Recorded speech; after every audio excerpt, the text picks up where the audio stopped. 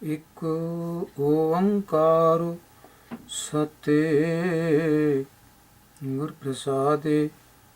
ਬਸੰਤੋ ਹਿੰਡੋਲ ਮਹਲਾ ਤੀਜਾ ਘਰ ਦੂਜਾ। ਮੰਗਲ ਕਰਤਾਰਪੁਰੀ ਬੀੜ ਮੁਤਾਬਕ ਨਹੀਂ ਛਾਪਿਆ ਗਿਆ। ਗੁਰ ਕੀ ਬਾਣੀ ਵਿਟੋਂ ਵਾਰਿਆਂ ਪਾਈ, ਗੁਰ ਸ਼ਬਦ ਵਿਟੋਂ ਬਲ ਜਾਈ।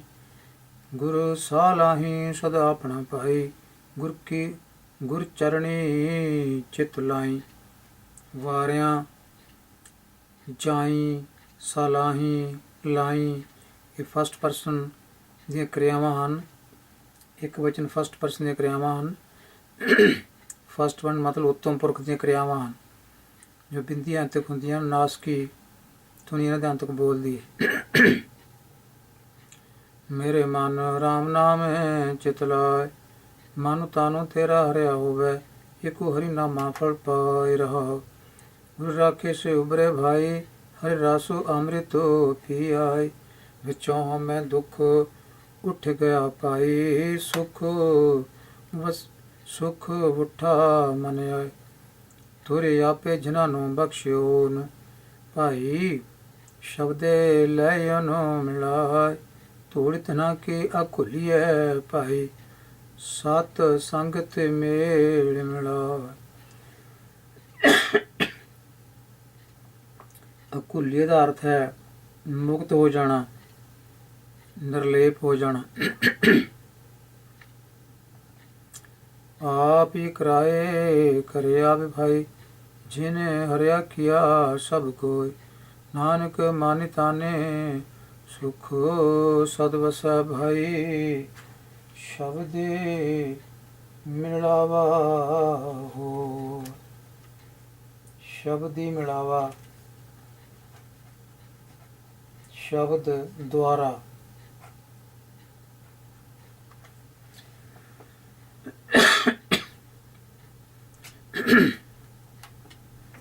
ਸ਼ਬਦ ਦੁਆਰਾ ਮੇਲ ਮਿਲਾਪ ਹੁੰਦਾ ਹੈ ਪ੍ਰਭੂ ਪਾਤਸ਼ਾਹ ਨਾਲ, ਗੁਰੂ ਨਾਲ ਬਾਣੀ ਦੀ ਵਿਚਾਰ ਕਰਕੇ। ਇੱਕ ਓੰਕਾਰ ਸਤਿ ਗੁਰ ਪ੍ਰਸਾਦਿ। ਰਾਗ ਬਸੰਤ ਮਹਲਾ ਚੌਥਾ ਘਰ ਪਹਿਲਾ। ਇੱਕ ਤੁਕੇ ਜਿਉ ਪਸਰੀ ਸੂਰਜ ਕਿਰਣੀ ਜੋਤੀ, ਤਿਉ ਕਾਟ ਕਾਟੇ ਰਮਈਆ ਪੋਤੀ ਪੋਤੀ। ਉਦਾਹਰਣ ਦਿੱਤੀ ਹੈ ਸੂਰਜ ਦੀ ਕਿਰਨ ਦੀ। ਜਿਸ ਤਰ੍ਹਾਂ ਸੂਰਜ ਦੀ ਕਿਰਨ ਦਾ ਚਾਨਣ ਸਾਰੇ ਖਿਲਰਦਾ ਹੈ, ਸਾਰੇ ਫੈਲਦਾ ਹੈ, ਇਸੇ ਤਰ੍ਹਾਂ ਹੀ ਰਮਈਆ ਪ੍ਰਭੂ ਹਰੇਕ ਸਰੀਰ ਵਿੱਚ ਬੈਠਾ ਹੈ। ਇਸ ਤਰ੍ਹਾਂ ਬੈਠਾ ਹੈ ਓਤ ਹੀ ਪੋਤ ਤਾਣੇ ਪੇਟੇ ਵਾਂਗ। ਇੱਕੋ ਹਰੀ ਰਵਿਆ ਸਰਬ ਥਾਇ, ਗੁਰ ਸ਼ਬਦੀ ਮਿਲਿਆ ਮੇਰੀ ਮਾਇ ਰਾਉ। ਕਾਟ ਕੜੀ ਅੰਤਰ ਏਕੋ ਹਰਿ ਸੋਇ, ਗੁਰ ਮਿਲਿਆ ਏਕੋ ਪ੍ਰਗਟ ਹੋਇ। ਏਕੋ ਏਕੋ ਰਹਿ ਭਰਪੂਰੇ, ਸਾਖਤ ਨਰ ਲੋਭੀ ਜਾਣਹਿ ਦੂਰੇ। ਸਾਖਤ ਗੁਰੂ ਰੱਬ ਨਾਲ ਟੁੱਟੇ ਹੋਏ। ਏਕੋ ਏਕੋ ਵਰਤੈ ਹਰਿ ਲੋਇ, ਨਾਨਕ ਹਰੀ। ਹਰੀ ਤੋਂ ਬਾਅਦ ਸ਼ਬਦ ਰੌਂਗ ਲਿਖਿਆ ਹੋਇਆ ਛਾਪੇ ਵਾਲੇ ਨੇ। ਕੱਕੇ ਦੇ ਪੈਰ 'ਚ ਵਾਹਵਾ ਰੌਂਗ ਪਾਇਆ ਹੋਇਆ। ਕੱਕੇ ਨੂੰ ਔਂਕੜ ਅਤੇ ਕੱਕੇ ਨੂੰ ਹੋੜਾ, ਦੋ ਮਾਤਾਂ ਲੱਗੀਆਂ ਹੋਈਆਂ ਇਹਨੂੰ। ਅਸਲੀ ਸ਼ਬਦ ਹੁੰਦਾ ਹੈ ਏਕੋ, ਬੋਲਣਾ ਹੈ ਏਕੋ। ਨਾਨਕ ਹਰਿ ਏਕੋ ਕਰੇ ਸੋਇ। ਬਸੰਤੋ ਮਹਲਾ ਚੌਥਾ। ਰਹਿਣੀ ਦਿਨ ਸੋ ਦੋਏ ਸੱਦੇ ਪਏ।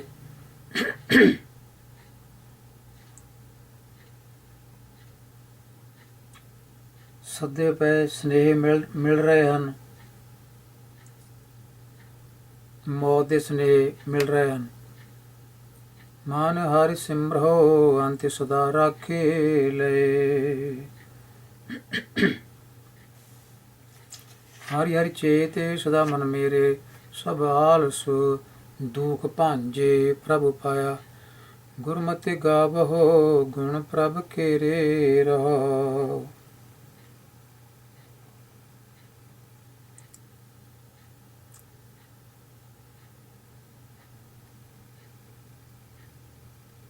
ਸੋ ਰੈਣ ਦਿਨ ਸੋ ਦੁਏ ਸੱਦੇ ਪਏ। ਰੈਣ ਰਾਤ ਅਤੇ ਦਿਨ ਇਹ ਦੋਵੇਂ ਮੌਤ ਦਾ ਸੱਦਾ ਦੇ ਰਹੇ ਹਨ। ਇਸ ਕਰਕੇ ਮਨ ਯਾਦ ਕਰ ਪ੍ਰਭੂ ਨੂੰ, ਜਿਹੜਾ ਤੈਨੂੰ ਅੰਤ ਵਿੱਚ ਰੱਖ ਲੈ, ਸਹਾਈ ਹੋਵੇ। ਮਾਨਮੁਖ ਫਿਰ ਫੇਰੇ ਹਉਮੈ ਮੁਏ, ਕਾਲੀ ਦੈਂ ਤੇ ਸੰਘਾਰੇ ਜਮਪੁਰੀ ਗਏ। ਗੁਰਮੁਖੇ ਹਰਿ ਹਰਿ ਹਰਿ ਲਿਵ ਲਾਗੇ, ਜਨਮ ਮਰਨ ਦੋ ਦੁਖ ਭਾਗੇ। ਭਗਤ ਜਨਾਂ ਕੋ ਹਰਿ ਕਿਰਪਾ ਧਾਰੀ, ਗੁਰੂ ਨਾਨਕ ਤੁਠਾ ਮਿਲਿਆ ਬਨਵਾਰੀ। ਗੁਰੂ ਨਾਨਕ ਤੁਠਾ, ਗੁਰੂ ਨਾਨਕ ਮਿਹਰਬਾਨ ਹੋਇਆ ਹੈ, ਪ੍ਰਸੰਨ ਹੋਇਆ ਹੈ, ਦਇਆਵਾਨ ਹੋਇਆ ਹੈ। ਇੱਕ ਓੰਕਾਰੋ ਸਤਿ ਗੁਰ ਪ੍ਰਸਾਦੇ, ਬਸੰਤੋ ਹਿੰਡੋਲ। ਮਹਲਾ ਚੌਥਾ ਘਰ ਦੂਜਾ। ਰਾਮ ਨਾਮ ਰਤਨ ਕੋਠੜੀ, ਗੜ ਮੰਦਰ ਏਕ ਲੁਕਾਨੀ। ਗੜ ਮੰਦਰੀ, ਮੰਦਰ ਵਿੱਚ, ਕਿਲੇ ਵਿੱਚ। ਇਹ ਕਿਲਾ ਕਿਹੜਾ ਹੈ? ਸਰੀਰ ਰੂਪੀ ਕਿਲਾ ਹੈ। ਇਹਦੇ ਵਿੱਚ ਸੋਹਣਾ ਜਿਹਾ ਕੋਠਾ, ਸੋਹਣਾ ਜਿਹਾ ਖਜ਼ਾਨਾ ਹੈ, ਰਤਨ ਕੋਠੜੀ। ਰਤਨ ਕੋਠੜੀ, ਰਤਨਾਂ ਦਾ ਖਜ਼ਾਨਾ, ਰਤਨਾਂ ਦਾ ਕੋਠਾ। ਰਤਨ ਤੋਂ ਭਾਵ ਹੈ ਮੱਤ ਵਿੱਚ, ਵਿੱਚ ਰਤਨ ਜਵਾਹਰ ਮਾਣਿਕ ਜੇਕ ਗੁਰ ਕੀ ਸਿੱਖ ਸੁਣੀ। ਮੱਤ ਵਿੱਚ, ਸੋ ਇਹ ਗੁਣ ਜਿਹੜੇ ਹਨ ਉਹਨਾਂ ਨੂੰ ਰਤਨ ਕਿਹਾ ਗਿਆ ਹੈ। ਪ੍ਰਭੂ ਦੇ ਗੁਣ ਇਹ ਰਤਨ ਹਨ। ਸਤਿਗੁਰ ਮਿਲਿਆ ਤਾਂ ਖੋਜਿਐ, ਮਿਲ ਜੋਤੀ ਜੋਤ ਸਮਾਨੀ। ਮਾਧੋ ਸਾਧੂ ਜਨ ਦੇਵ ਮਿਲਾਇ, ਦੇਖ ਦਰਸ਼ੋ ਪਾਪ ਸਭ ਨਾਸੈ। ਪਵਿੱਤਰ ਪਰਮ ਪਦ ਪਾਇ ਰਹਾਉ। ਚੋਰ ਪੰਜ ਚੋਰ ਮਿਲ ਲਾਗੇ ਨਗਰੀਆ, ਰਾਮ ਨਾਮ ਧਨ ਹਿਰਿਆ। ਗੁਰਮਤਿ ਖੋਜ ਪਰੇ ਤਉ ਪਕਰੇ, ਤਾਨੋ ਸਾਬਤ ਰਾਸ਼ੀ ਉਭਰਿਆ। ਪਾਖੰਡ ਭਰਮੋ ਪਾਵ ਕਰਤਾ, ਕੀਰਤ ਅੰਤਰ ਮਾਇਆ ਮਾਇਆ। ਸਾਧੂ ਪੁਰਖ ਪੁਰਖ ਪਤੀ ਪਾਇਆ, ਅਗਿਆਨ ਅੰਧੇਰ ਗਵਾਇਆ। ਜਗਨਨਾਥ ਜਗਦੀਸ਼ ਗੁਸਾਈ, ਕਰ ਕਿਰਪਾ ਸਾਧੂ ਮਿਲਾਵੈ। ਨਾਨਕ ਸ਼ਾਂਤੀ ਹੋਵੈ ਮਨ ਅੰਤਰੀ, ਨਿਤ ਹਿਰਦੈ ਹਰਿ ਗੁਣ ਗਾਵੈ। ਬਸੰਤੋ ਮਹਲਾ ਚੌਥਾ ਹਿੰਡੋਲ। ਤੂੰ ਵਡ ਪੁਰਖ ਵਡ ਅਗੰਮ ਗੁਸਾਈ, ਹਮ ਕੀਰੇ ਕਿਰਮ ਤੁਮ ਨਸ਼ੇ। ਤੁਮ ਨਸ਼ੇ ਦਾ ਮਤਲਬ ਤੁਹਾਡੇ। ਚੌਥੇ ਸਤਿਗੁਰੂ ਜੀ ਨੇ ਬਹੁਤ ਵਧੀਆ ਵਧੀਆ ਸ਼ਬਦ ਇੱਥੇ ਘੜੇ ਹਨ। ਤੁਮ ਨਸ਼ੇ, ਤੇਰੇ ਪੈਦਾ ਕੀਤੇ ਹੋਏ ਕੀੜਿਆਂ ਨਿਕਈਆ ਕਿਰਮਾ। ਹਰੀ ਦੀਨ ਦਇਆਲ ਕਰੋ ਪ੍ਰਭ ਕਿਰਪਾ, ਗੁਰ ਸਤਿਗੁਰ ਚਰਨ ਹਮ ਬੰਸ਼ੇ। ਬੰਸ਼ੇ ਦਾ ਮਤਲਬ ਬਾਂਛੇ, ਲੋਚਦੇ ਹਾਂ, ਬਾਂਛਦੇ ਹਾਂ। ਗੋਬਿੰਦ ਜੀ ਸਤਸੰਗ ਤੇ ਮੇਲੇ, ਕਾਰੇ ਕ੍ਰਿਪ ਛੇ। ਜਨਮ ਜਨਮ ਕੇ ਕਿਲ ਵਿਖ ਮਾਲ ਭਰਿਆ, ਮਿਲ ਸੰਗ ਤੇ ਕਾਰਿ ਪ੍ਰਭ ਹਨ ਛੇ। ਹਨ ਛੇ ਦਾ ਮਤਲਬ ਹੱਛੇ, ਚੰਗੇ। ਰਹੋ ਤੁਮਰਾ ਜਾਨੋ ਜਾਤ ਅਭਿਜਾਤਾ, ਹਰੀ ਜਪਿਓ ਪਤਿਤ ਪਵਿਛੇ। ਹਰਿ ਕੀਓ ਸਗਲ ਪਵਨ ਤੇ ਉਪਰੇ, ਹਰਿ ਸ਼ੋਭਾ ਹਰਿ ਪ੍ਰਭ ਦਿਨ ਛੇ।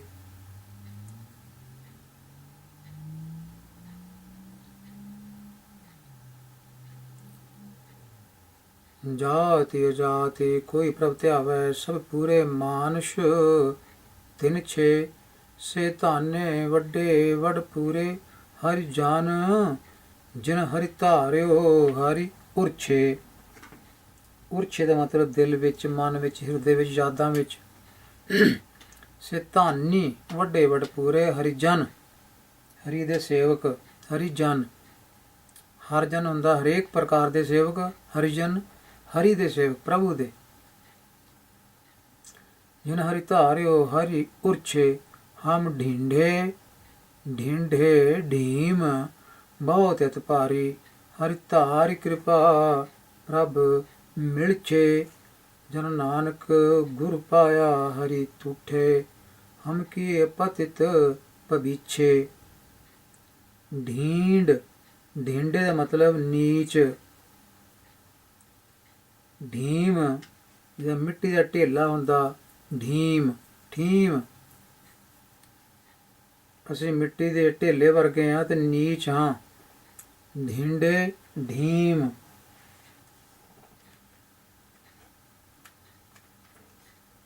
ਢੱਡਿਆਂ ਨੂੰ ਥੋੜਾ ਹਿਸਾਬ ਨਾਲ ਵਰਤਣਾ ਪੈਂਦਾ। ਦੋਵੇਂ ਢੱਡੇ ਹੋਣ ਤਾਂ ਇਹਨਾਂ ਦਾ ਉਚਾਰਨ ਸੰਭਲ ਕੇ ਕਰਨ ਦੀ ਲੋੜ ਹੈ।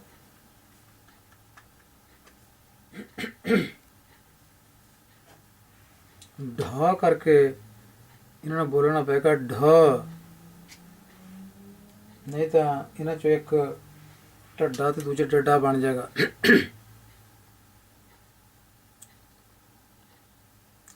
ਬਸੰਤੋ ਹਿੰਡੋਲ ਮਹਲਾ ਚੌਥਾ। ਮੇਰਾ ਇੱਕ ਖੇਨ ਮਨੁਆ ਰਹਿ ਨਾ ਸਕੈ, ਨਿਤ ਹਾਰੀ ਹਾਰੀ ਨਾਮ ਰਾਸੀ ਗੀਧੇ, ਜਿਉ ਬਾਰਿਕੋ ਰਸ ਕੇ ਕਰਿਓ ਥਨ ਮਾਤਾ, ਥਾਨੇ ਕਾਢੇ ਬਿਲਲ ਬੀਲੀਧੇ।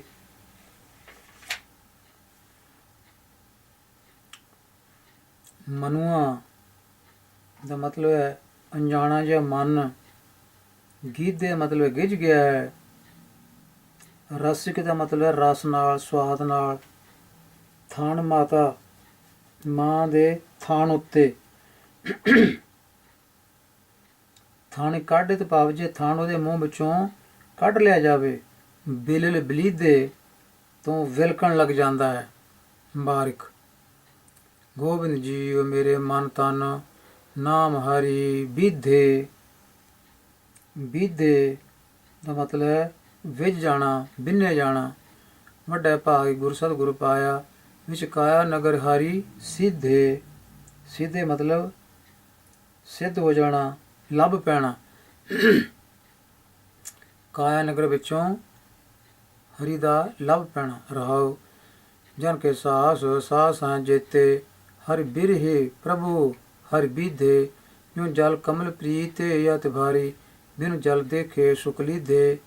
ਜਨ ਜਪਿਓ ਨਾਮ ਨਿਰੰਜਨ ਨਰ ਹਰੀ, ਉਪਦੇਸ਼ ਗੁਰੂ ਹਰਿ ਪ੍ਰੀਧੇ। ਜਨਮ ਜਨਮ ਕੀ ਹਉਮੈ ਮਲ ਨਿਕਸੀ, ਹਰਿ ਅੰਮ੍ਰਿਤੀ ਹਰਿ ਜਾਲੇ ਨੀਧੇ। ਅੰਮ੍ਰਿਤ ਭਾਵ ਅੰਮ੍ਰਿਤ ਨਾਲ, ਹਰੀ ਜਾਲੀ ਹਰੀ ਦੇ ਜਲ ਨਾਲ, ਨੀਧੇ ਦਾ ਭਾਵ ਹੈ ਨਾਤੇ। ਹਮਰੇ ਕਰਮ ਨਾ ਵਿਚਰੋ ਠਾਕੁਰ, ਤੁਮ ਪੈਜ ਰੱਖੋ ਅਪਨੀਧੇ। ਹਰਿ ਭਾਵੈ ਸੁਣੇ ਬਿਨੋ ਬੇਨਤੀ, ਜਨ ਨਾਨਕ ਸ਼ਰਣੀ ਪਬੀਧੇ। ਬਸੰਤੋ ਹਿੰਡੋਲ ਮਹਲਾ ਚੌਥਾ। ਮਨ ਖਿਨ ਖਿਨ ਭਰਮੇ, ਭਰਮੇ ਬਹੁਤ ਆਵੈ, ਤੇ ਲੋ ਕਰ ਨਹੀਂ ਵਾਸਾ ਪਾਈਐ। ਮਨ ਬਾਹਰ ਦੌੜਦਾ ਹੈ, ਅੰਦਰ ਟਿਕਦਾ ਨਹੀਂ ਹੈ। ਗੁਰ ਅੰਕਸ਼ੋ ਸ਼ਬਦ ਸਾਧੂ ਸਿਰ ਧਾਰਿਓ, ਘਰ ਮੰਦਰ ਆਣੀ ਵਸਾਈਏ। ਸੋ ਗੁਰੂ ਨੇ ਅੰਕਸ਼ ਸਿਰ ਦੇ ਉੱਪਰ ਅੰਕਸ਼ ਮਾਰਿਆ। ਸ਼ਬਦ ਦਾਰੂ, ਸ਼ਬਦ ਰੂਪ ਦਾਰੂ ਰੂਪ ਅੰਕਸ਼ ਮਾਰਿਆ। ਜਿਵੇਂ ਹਾਥੀ ਦੇ ਸਿਰ ਉੱਤੇ ਅੰਕਸ਼ ਮਾਰਦਾ ਹੈ ਮਹਾਵਤ, ਤੇ ਉਹ ਹਾਥੀ ਚੱਲਦਾ ਹੈ ਠੀਕ ਰਾਹ ਤੇ, ਇਸ ਤਰ੍ਹਾਂ ਗੁਰੂ ਨੇ ਵੀ ਅੰਕਸ਼ ਦੀ ਵਰਤੋਂ ਕੀਤੀ, ਸ਼ਬਦ ਦੀ। ਦਾਰੂ, ਸ਼ਬਦ ਦਾਰੂ ਰੂਪ ਅੰਕਸ਼। ਫਿਰ ਇਹ ਅੰਦਰ ਟਿਕਿਆ।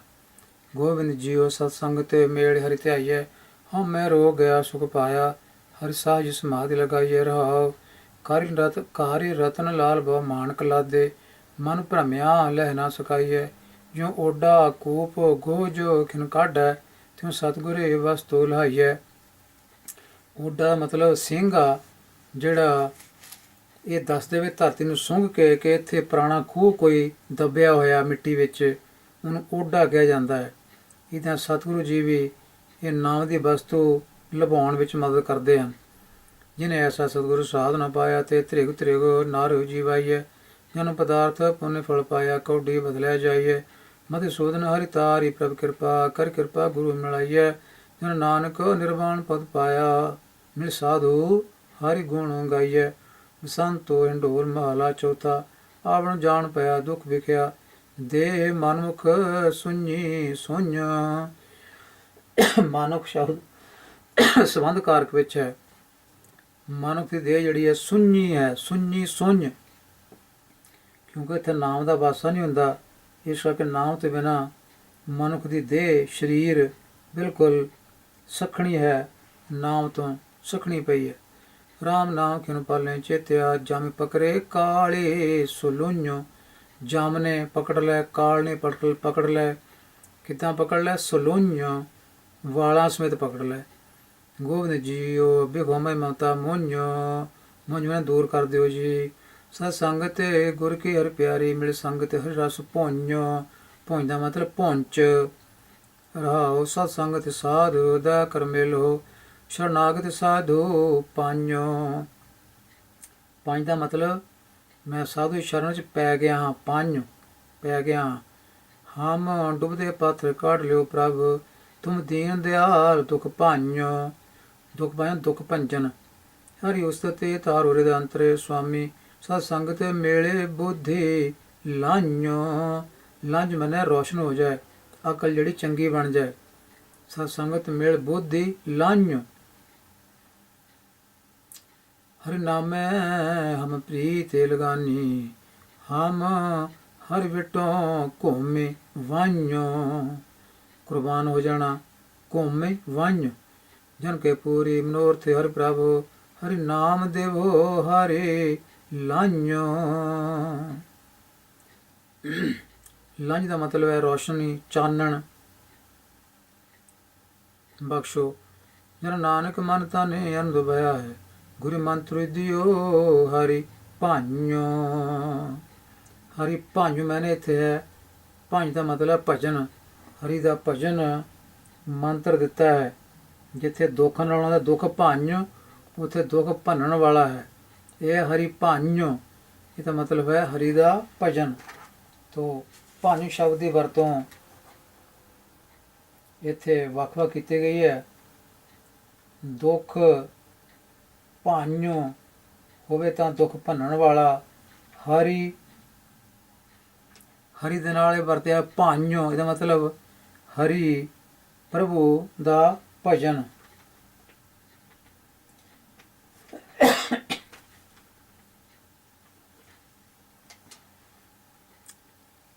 ਇਕ ਓੰਕਾਰ ਸਤਿ ਗੁਰ ਪ੍ਰਸਾਦਿ, ਬਸੰਤੋ ਮਹਲਾ ਪੰਜਵਾਂ। ਘਾਰੂ ਪਹਿਲਾ।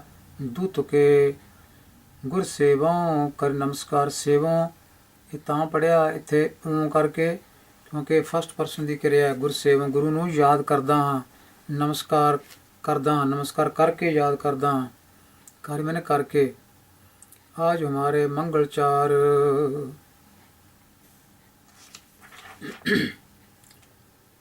ਮੰਗਲਚਾਰ ਦਾ ਮਤਲਬ ਮੰਗਲਾਚਾਰ, ਆਨੰਦ ਦਾ ਸਮਾਂ। ਆਨੰਦ ਦਾ ਸਮਾਂ। ਗੁਰੂ ਗ੍ਰੰਥ ਸਾਹਿਬ 'ਚ ਮੰਗਲ ਜਿਹੜੇ ਜਾਂ ਮੰਗਲਾਚਾਰ ਇਹ 4 ਪ੍ਰਕਾਰ ਦੇ ਆਉਂਦੇ ਹਨ। ਉੱਥੇ ਇਹ ਸਤਿਗੁਰੂ ਪਾਤਸ਼ਾਹ ਜੀ ਨੇ ਉੱਥੇ ਆਨੰਦ ਦਾ ਸੋਮਾ ਜੋ ਪ੍ਰਭੂ ਹੈ ਉਹਦੀ ਸਿਫਤ ਵਿੱਚ ਮੰਗਲਾਚਾਰ ਲਿਖੇ ਹਨ। ਇੱਥੇ ਵੀ ਆਨੰਦ ਬਣ ਗਿਆ ਹੈ। ਆਜ ਹਮਾਰੇ ਮਹਾਨੰਦ ਚਿੰਤ ਲਥੀ ਭੇਟੇ ਗੋਬਿੰਦ। ਆਜ ਹਮਾਰੇ ਗ੍ਰੀਹ ਹੀ ਬਸੰਤ। ਗ੍ਰੀਹ ਮੈਨੇ ਘਰ ਵਿੱਚ। ਇਹ ਘਰ ਕੋਈ ਇੱਟਾਂ ਬੱਟਿਆਂ ਦਾ ਨਹੀਂ ਹੈ। ਇਹ ਘਰ ਹੈ ਮਨ ਦੇ ਫੁਰਨੇ, ਹਿਰਦੇ ਰੂਪੀ ਘਰ ਹੈ। ਯਾਦਾਂ ਹਨ, ਯਾਦਾਂ ਵਿੱਚ ਬਸੰਤ ਆ ਗਈ ਹੈ। ਗੁਣ ਗਾਏ ਪ੍ਰਭ ਤੁਮ ਬੇਅੰਤ ਰਹੋ। आज हमारा बने फाग, प्रभ संगी मिल खेलन लाग। होली कीनी संत सेव, रंग लागा अति लाल देव। तो सतगुर कहते हैं भी अज हुण प्रभु की सिफत सलाह की जिहड़ी बरकत है ਉਹਦੇ ਨਾਲ मन विच जिवें फग्गण की होली बनी हुई है। ਤੇ ਜਿਹੜੇ ਪ੍ਰਭੂ ਦੇ ਸੇਵਕ ਹਨ, ਬੰਦਗੀ ਵਾਲੇ ਸੱਜਣ ਹਨ, ਉਹ ਹੁਣ ਸਾਧ ਸੰਗਤ ਵਿੱਚ ਮਿਲ ਕੇ ਇਹ ਨਾਮ ਦੀ ਹੋਲੀ ਖੇਡ ਰਹੇ ਹਨ। ਪ੍ਰਭ ਸੰਗੀ ਮਿਲ ਖੇਲਣ ਲਾਗ, ਹੋਲੀ ਕਿੰਨੀ ਸੰਤ ਸੇਵ। ਤੇ ਹੋਲੀ ਕੀ ਹੈ, ਇਹਦੀ ਪਰਿਭਾਸ਼ਾ ਕੀਤੀ ਹੈ, ਹੋਲੀ ਕੀਨੀ। ਹੋਲੀ ਕੀ ਹੈ? ਕੀਨੀ ਸੰਤ ਸੇਵ। ਤੋ ਸੰਤ ਜਨਾਂ ਦੀ ਸੇਵਾ ਕਰਨ ਨੂੰ ਮੈਂ ਹੋਲੀ ਸਮਝਿਆ ਹੈ, ਹੋਲੀ ਬਣਾ ਲਿਆ। ਰੰਗ ਲਾਗਾ ਅਤਿ ਲਾਲ ਦੇਵ। ਇਸ ਤਰ੍ਹਾਂ ਜੋ ਗੁਰਮੁਖਾਂ ਦੀ ਸੰਗਤ ਹੈ, ਸਾਧ ਸੰਗਤ ਹੈ, ਉਹਦੇ ਨਾਲ ਸਤਿਗੁਰ ਕਹਿੰਦੇ ਰੰਗ ਲੱਗ ਗਿਆ ਹੈ, ਗੂੜਾ ਪਿਆਰ ਦਾ ਗੂੜਾ ਰੰਗ ਲੱਗ ਗਿਆ ਹੈ ਤੇ ਆਤਮ ਰੰਗ ਚੜ ਗਿਆ ਹੈ। ਮਨ ਤਨ ਮੋਹ ਲਿਓ ਅਤਿ ਨੂਪ, ਸੁੱਕੇ ਨਹੀਂ ਸ਼ਾਮ ਧੂਪ। ਸ਼ਾਮ ਵਿੱਚ ਤੇ ਧੁੱਪ ਵਿੱਚ। ਧੂਪ ਦਾ ਮਤਲਬ ਇੱਥੇ ਨਹੀਂ ਕੋਈ ਸਮੱਗਰੀ ਹੈ ਧੂਪ ਦੇਣ ਵਾਲੀ, ਇਹ ਸ਼ਾਮ ਦੇ ਨਾਲ ਵਰਤੇਗਾ। ਛਾਂ ਤੇ ਧੁੱਪ ਵਿੱਚ ਸੁੱਕਦਾ ਨਹੀਂ ਹੈ। ਮਨ ਦਾ ਖੇੜਾ ਐਸਾ ਹੈ, ਸਗਲੀ ਰੁੱਤੀ ਹਰਿਆ ਹੋਏ ਸਦ ਬਸੰਤ, ਗੁਰ ਮਿਲੇ ਦੇਵ। ਤੋ ਸਦਾ ਹੀ ਬਸੰਤ ਹੈ, ਸਦਾ ਹੀ ਜਿਹੜਾ ਉਹ ਖੇੜਾ ਬਣਿਆ ਰਹਿੰਦਾ ਹੈ, ਕਿਉਂਕਿ ਗੁਰੂ ਨਾਲ ਮੇਲ ਹੋ ਗਿਆ ਹੈ। ਸਦ ਬਸੰਤ ਗੁਰ ਮਿਲੇ ਦੇਵ। ਦੇਵ ਦਾ ਮਤਲਬ ਗੁਰਦੇਵ। ਗੁਰਦੇਵ ਨੂੰ ਮਿਲ ਕੇ ਸਦਾ ਹੀ ਬਸੰਤ ਪੈਦਾ ਹੋ ਗਈ ਹੈ, ਬਣ ਗਈ ਹੈ। ਬਿਰਖ ਜੰਮਿਓ ਹੈ ਪਾਰ ਜਾਤ, ਫੂਲ ਲੱਗੇ ਫਲ ਰਤਨ ਭਾਂਤੀ। ਤੋ ਇਸ ਤਰ੍ਹਾਂ ਜਿਹੜਾ ਪਾਰਜਾਤ ਦਾ ਰੁੱਖ ਹੈ, ਸਾਰੀਆਂ ਕਾਮਨਾਵਾਂ ਪੂਰੀਆਂ ਕਰਨ ਵਾਲਾ ਜਿਹਨੂੰ ਕਿਹਾ ਜਾਂਦਾ ਹੈ ਪਾਰਜਾਤ ਦਾ ਰੁੱਖ, ਇਹ ਇੰਦਰ ਦੇ ਬਾਗ ਵਿੱਚ ਅਖੇ ਲੱਗੇ ਹੋਏ ਹਨ 5 ਰੁੱਖ। ਨਾ ਕੋਈ ਦੇਖੇ ਜਾ ਕੇ ਤੇ ਨਾ ਉੱਥੇ ਜਾ ਕੇ ਇਹਨਾਂ ਤੋਂ ਕੋਈ ਫਲ ਲਵੇ। ਇਸ ਤਰ੍ਹਾਂ ਖਿਆਲੀ ਪੁਲਾਓ ਬਣਾ ਕੇ ਲੋਕਾਂ ਨੂੰ ਭਰਮ ਵਿੱਚ ਪਾਉਣ ਵਾਸਤੇ ਇਹ ਗੱਲਾਂ ਚਲਾਈਆਂ ਗਈਆਂ ਹਨ। ਇੰਦਰ ਦੇ ਬਾਗ ਦੇ 5 ਰੁੱਖ ਹਨ ਤੇ ਕ੍ਰਿਸ਼ਨ ਜੀ ਵੀ ਇੰਦਰ ਦੇ ਬਾਗ ਚੋਂ ਰੁੱਖ ਪੁੱਟ ਕੇ ਲਿਆ ਸੀ ਪਾਰਜਾਤ ਦਾ। ਪਾਰਜਾਤ ਲੈ ਗੋਪੀ ਹੈ ਬਿੰਦਰਾਵਨ ਵਿੱਚ ਰੰਗ ਕੀਆ। ਗੋਪੀ ਸੱਤਿਆ ਭਾਵਾਂ ਗੋਪੀ ਵਾਸਤੇ ਰੁੱਖ ਹੀ ਪੁੱਟ ਕੇ ਲਏ ਸੀ। ਇਹ ਕਹਾਣੀਆਂ ਚੱਲ ਰਹੀਆਂ ਇੱਦਾਂ। ਸਤਿਗੁਰ ਕਹਿੰਦੇ ਹਨ ਸਾਡੇ ਸਿਵ ਸਲਾਹ ਦੇ ਕਰਨ ਦੇ ਨਾਲ ਸਾਰੀਆਂ ਜਿਹੜੀਆਂ ਕਾਮਨਾ ਪੂਰੀਆਂ ਕਰਨ ਵਾਲਾ ਹੈ, ਉਹ ਪ੍ਰਭੂ ਦਾ ਨਾਮ ਰੂਪ ਪਾਜਤ ਰੁੱਖ ਉਗ ਪਿਆ ਹੈ।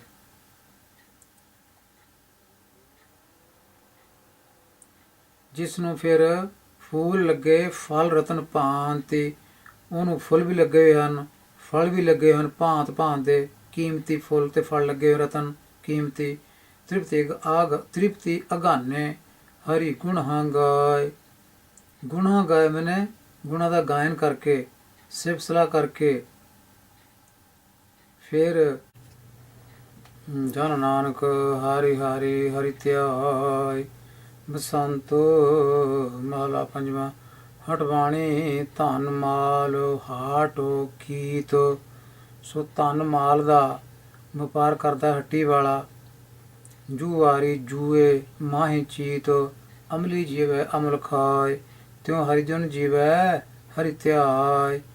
ਆਪਣੇ ਰਾਂਗੇ ਸਭ ਕੋ ਰਚੈ। ਜੀਤੋ ਪ੍ਰਭੇ ਲਾਇਆ ਤੇਤੋ ਲੱਗੈ ਰਹਾ। ਤੋ ਹਰੇਕ ਜੀਵ ਜਿਹੜਾ ਆਪਣੇ ਮਨ ਪਾਉਂਦੇ ਸਵਾਦ ਵਿੱਚ ਲੱਗਾ ਰਹਿੰਦਾ ਹੈ, ਮਸਤ ਰਹਿੰਦਾ ਹੈ। ਆਪਣੇ ਰੰਗ ਵਿੱਚ, ਆਪਣੇ ਸਵਾਦ ਵਿੱਚ, ਆਪਣੇ ਮਨ ਦੀ ਜਿਹੜੀ ਚੁਆਇਸ ਹੈ ਉਹਦੇ ਵਿੱਚ ਲੱਗਾ ਰਹਿੰਦਾ ਹੈ। ਤੇ ਸਤਿਗੁਰ ਕਹਿੰਦੇ ਹਨ ਪਰ ਪ੍ਰਭੂ ਨੇ ਜਿਸ ਸਵਾਦ ਵਿੱਚ ਲਾਇਆ ਹੋਇਆ, ਉਹ ਜੀਵ ਉਸੇ ਸਵਾਦ ਵਿੱਚ ਹੀ ਲੱਗਾ ਰਹਿੰਦਾ ਹੈ। ਰਹਾਉ ਮੇਘ ਸਮੈ ਮੋਰ ਨਿਰਤਿਕਾਰ। ਚੰਦ ਦੇਖੇ ਬਿਗਸਹਿ ਕੌਲਾਰ। ਕੌਲਾਰ ਕਮਲ ਦੇ ਫੁੱਲ।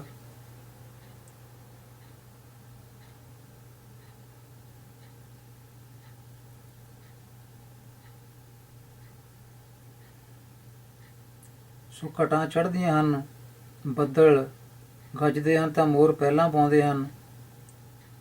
ਚੰਦ ਨੂੰ ਵੇਖ ਕੇ ਕੌਲਾਰ ਕਮੀਆਂ ਖਿੜਦੀਆਂ ਹਨ। ਜਨ ਨਾਨਕ ਹਰੀ ਹਰੀ ਹਰਿ ਧਿਆਇ। ਬਸੰਤ ਮਹਲਾ ਪੰਜਵਾਂ। ਹਟਵਾਣੀ ਧਨ ਮਾਲ ਹਾਟੋ ਕੀਤ। ਹੱਟੀ ਚਲਾਉਣ ਵਾਲਾ ਮਾਲ ਧਨ ਦੀ ਦੁਕਾਨ ਚਲਾਉਂਦਾ ਹੈ। ਮਾਲ ਤੇ ਧਨ ਇਹ ਸੰਬੰਧ ਕਾਰਕ ਸ਼ਬਦ ਹਨ। ਮਾਲ ਦੀ, ਧਨ ਮਾਲ ਦੀ, ਮਾਲ ਧਨ ਦੀ। ਜੂਵਾਰੀ ਜੂਏ ਮਾਹੀ ਚੀਤੋ, ਅਮਲੀ ਜੀਵੇ ਅਮਲ ਖਾਏ, ਤਿਉ ਹਰੀ ਜਨ ਜੀਵੇ ਹਰਿ ਧਿਆਏ। ਆਪਣੇ ਰਾਂਗੇ ਸਭ ਕੋ ਰਚੈ, ਚੇਤੁ ਪ੍ਰਭ ਲਾਇਆ, ਤੇਤੁ ਤੇਤੁ ਲੱਗੈ ਰਹਾਉ। ਤੋ ਹਰ ਕੋਈ ਆਪਣੇ ਮਨ ਦੇ ਭਾਉਂਦੇ ਸਵਾਦ ਵਿੱਚ ਲੱਗਾ ਹੋਇਆ, ਪਰ ਜਿਸ ਪਾਸੇ ਪ੍ਰਭੂ ਨੇ ਲਾਇਆ ਉਸੇ ਪਾਸੇ ਜੀਵ ਲੱਗਦਾ ਹੈ। ਮੇਘ ਸਮੇਂ ਮੋਰ ਨਿਰਤਿਕਾਰ, ਚੰਦ ਦੇਖੀ ਬਿਗ ਸੈਂ ਕੌਲਾਰ। ਕੌਲਾਰ ਦਾ ਮਤਲਬ ਕਮੀਆਂ ਚੰਦ ਨੂੰ ਦੇਖ ਕੇ ਖਿੜਦੀਆਂ ਹਨ। ਮਾਤਾ ਬਾਰਿਕ ਦੇਖੀ ਆਨੰਦ, ਤਿਉ ਹਰੀ ਜਨ ਜੀਵ ਹੈ ਜਾਪਿ ਗੋਬਿੰਦ। ਸੋ ਵੱਖ ਵੱਖ ਉਦਾਹਰਨਾਂ ਦਿੱਤੀਆਂ ਗਈਆਂ ਹਨ ਕਿਸ ਤਰ੍ਹਾਂ ਕਿਸੇ ਨੂੰ ਖੁਸ਼ੀ ਹੁੰਦੀ ਹੈ, ਤੇ ਜਿਹੜਾ ਹਰੀ ਜਨ ਹੈ, ਪ੍ਰਭੂ ਦਾ ਜਿਹੜਾ ਭਗਤ ਹੈ, ਸੇਵਕ ਹੈ, ਉਹਨੂੰ ਕਿਵੇਂ ਖੁਸ਼ੀ ਹੁੰਦੀ ਹੈ, ਇਹ ਨਾਲ ਨਾਲ ਬਿਆਨ ਕੀਤਾ ਗਿਆ। ਸਿੰਘ ਗੁਰੂ ਚੈ ਸਦ ਭੋਜਨ ਮਾਸ। ਮਾਸ ਨੂੰ ਮਾਸ ਪੜਾਂਗੇ। ਮਾਸ ਦਾ ਮਤਲਬ ਮਹੀਨਾ ਹੁੰਦਾ, ਮਾਸ ਦਾ ਮਤਲਬ ਹੁੰਦਾ ਮੀਟ। ਸਦ ਭੋਜਨ ਮਾਸ।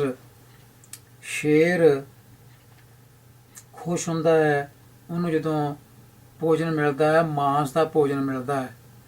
ਰਣ ਦੇਖ ਸ਼ੂਰੇ ਚੇਤੋ ਲਾਸ। ਤੇ ਲੜਾਈ ਦਾ ਮੈਦਾਨ ਦੇਖ ਕੇ ਯੋਧਾ ਜਿਹੜਾ ਉਹਨੂੰ ਚਾਅ ਚੜ੍ਹਦਾ ਹੈ। ਕਿਰਪਨ ਕਉ ਆਤੀ ਧਨ ਪਿਆਰ। ਧਨ ਪਿਆਰ ਮੈਨੇ ਧਨ ਮਤਲਬ ਇਹ ਨਹੀਂ ਕਿ ਔਰਤ ਹੈ, ਧਨ ਦਾ ਮਤਲਬ ਔਰਤ ਵੀ ਹੁੰਦਾ, ਨੰਨਾ ਮੁਕਤਾ ਹੋਵੇ ਤਾਂ। ਇੱਥੇ ਹੈ ਧਨ ਦਾ ਪਿਆਰ, ਇੱਥੇ ਸੰਬੰਧ ਕਾਰਕ ਹੈ।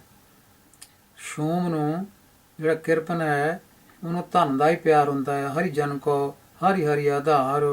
ਸਰਬ ਰੰਗ ਇੱਕ ਰੰਗ ਮਾਏ, ਸਰਬ ਸੁੱਖਾਂ ਸੁਖ ਹਰਿ ਕੈ ਨਾਏ।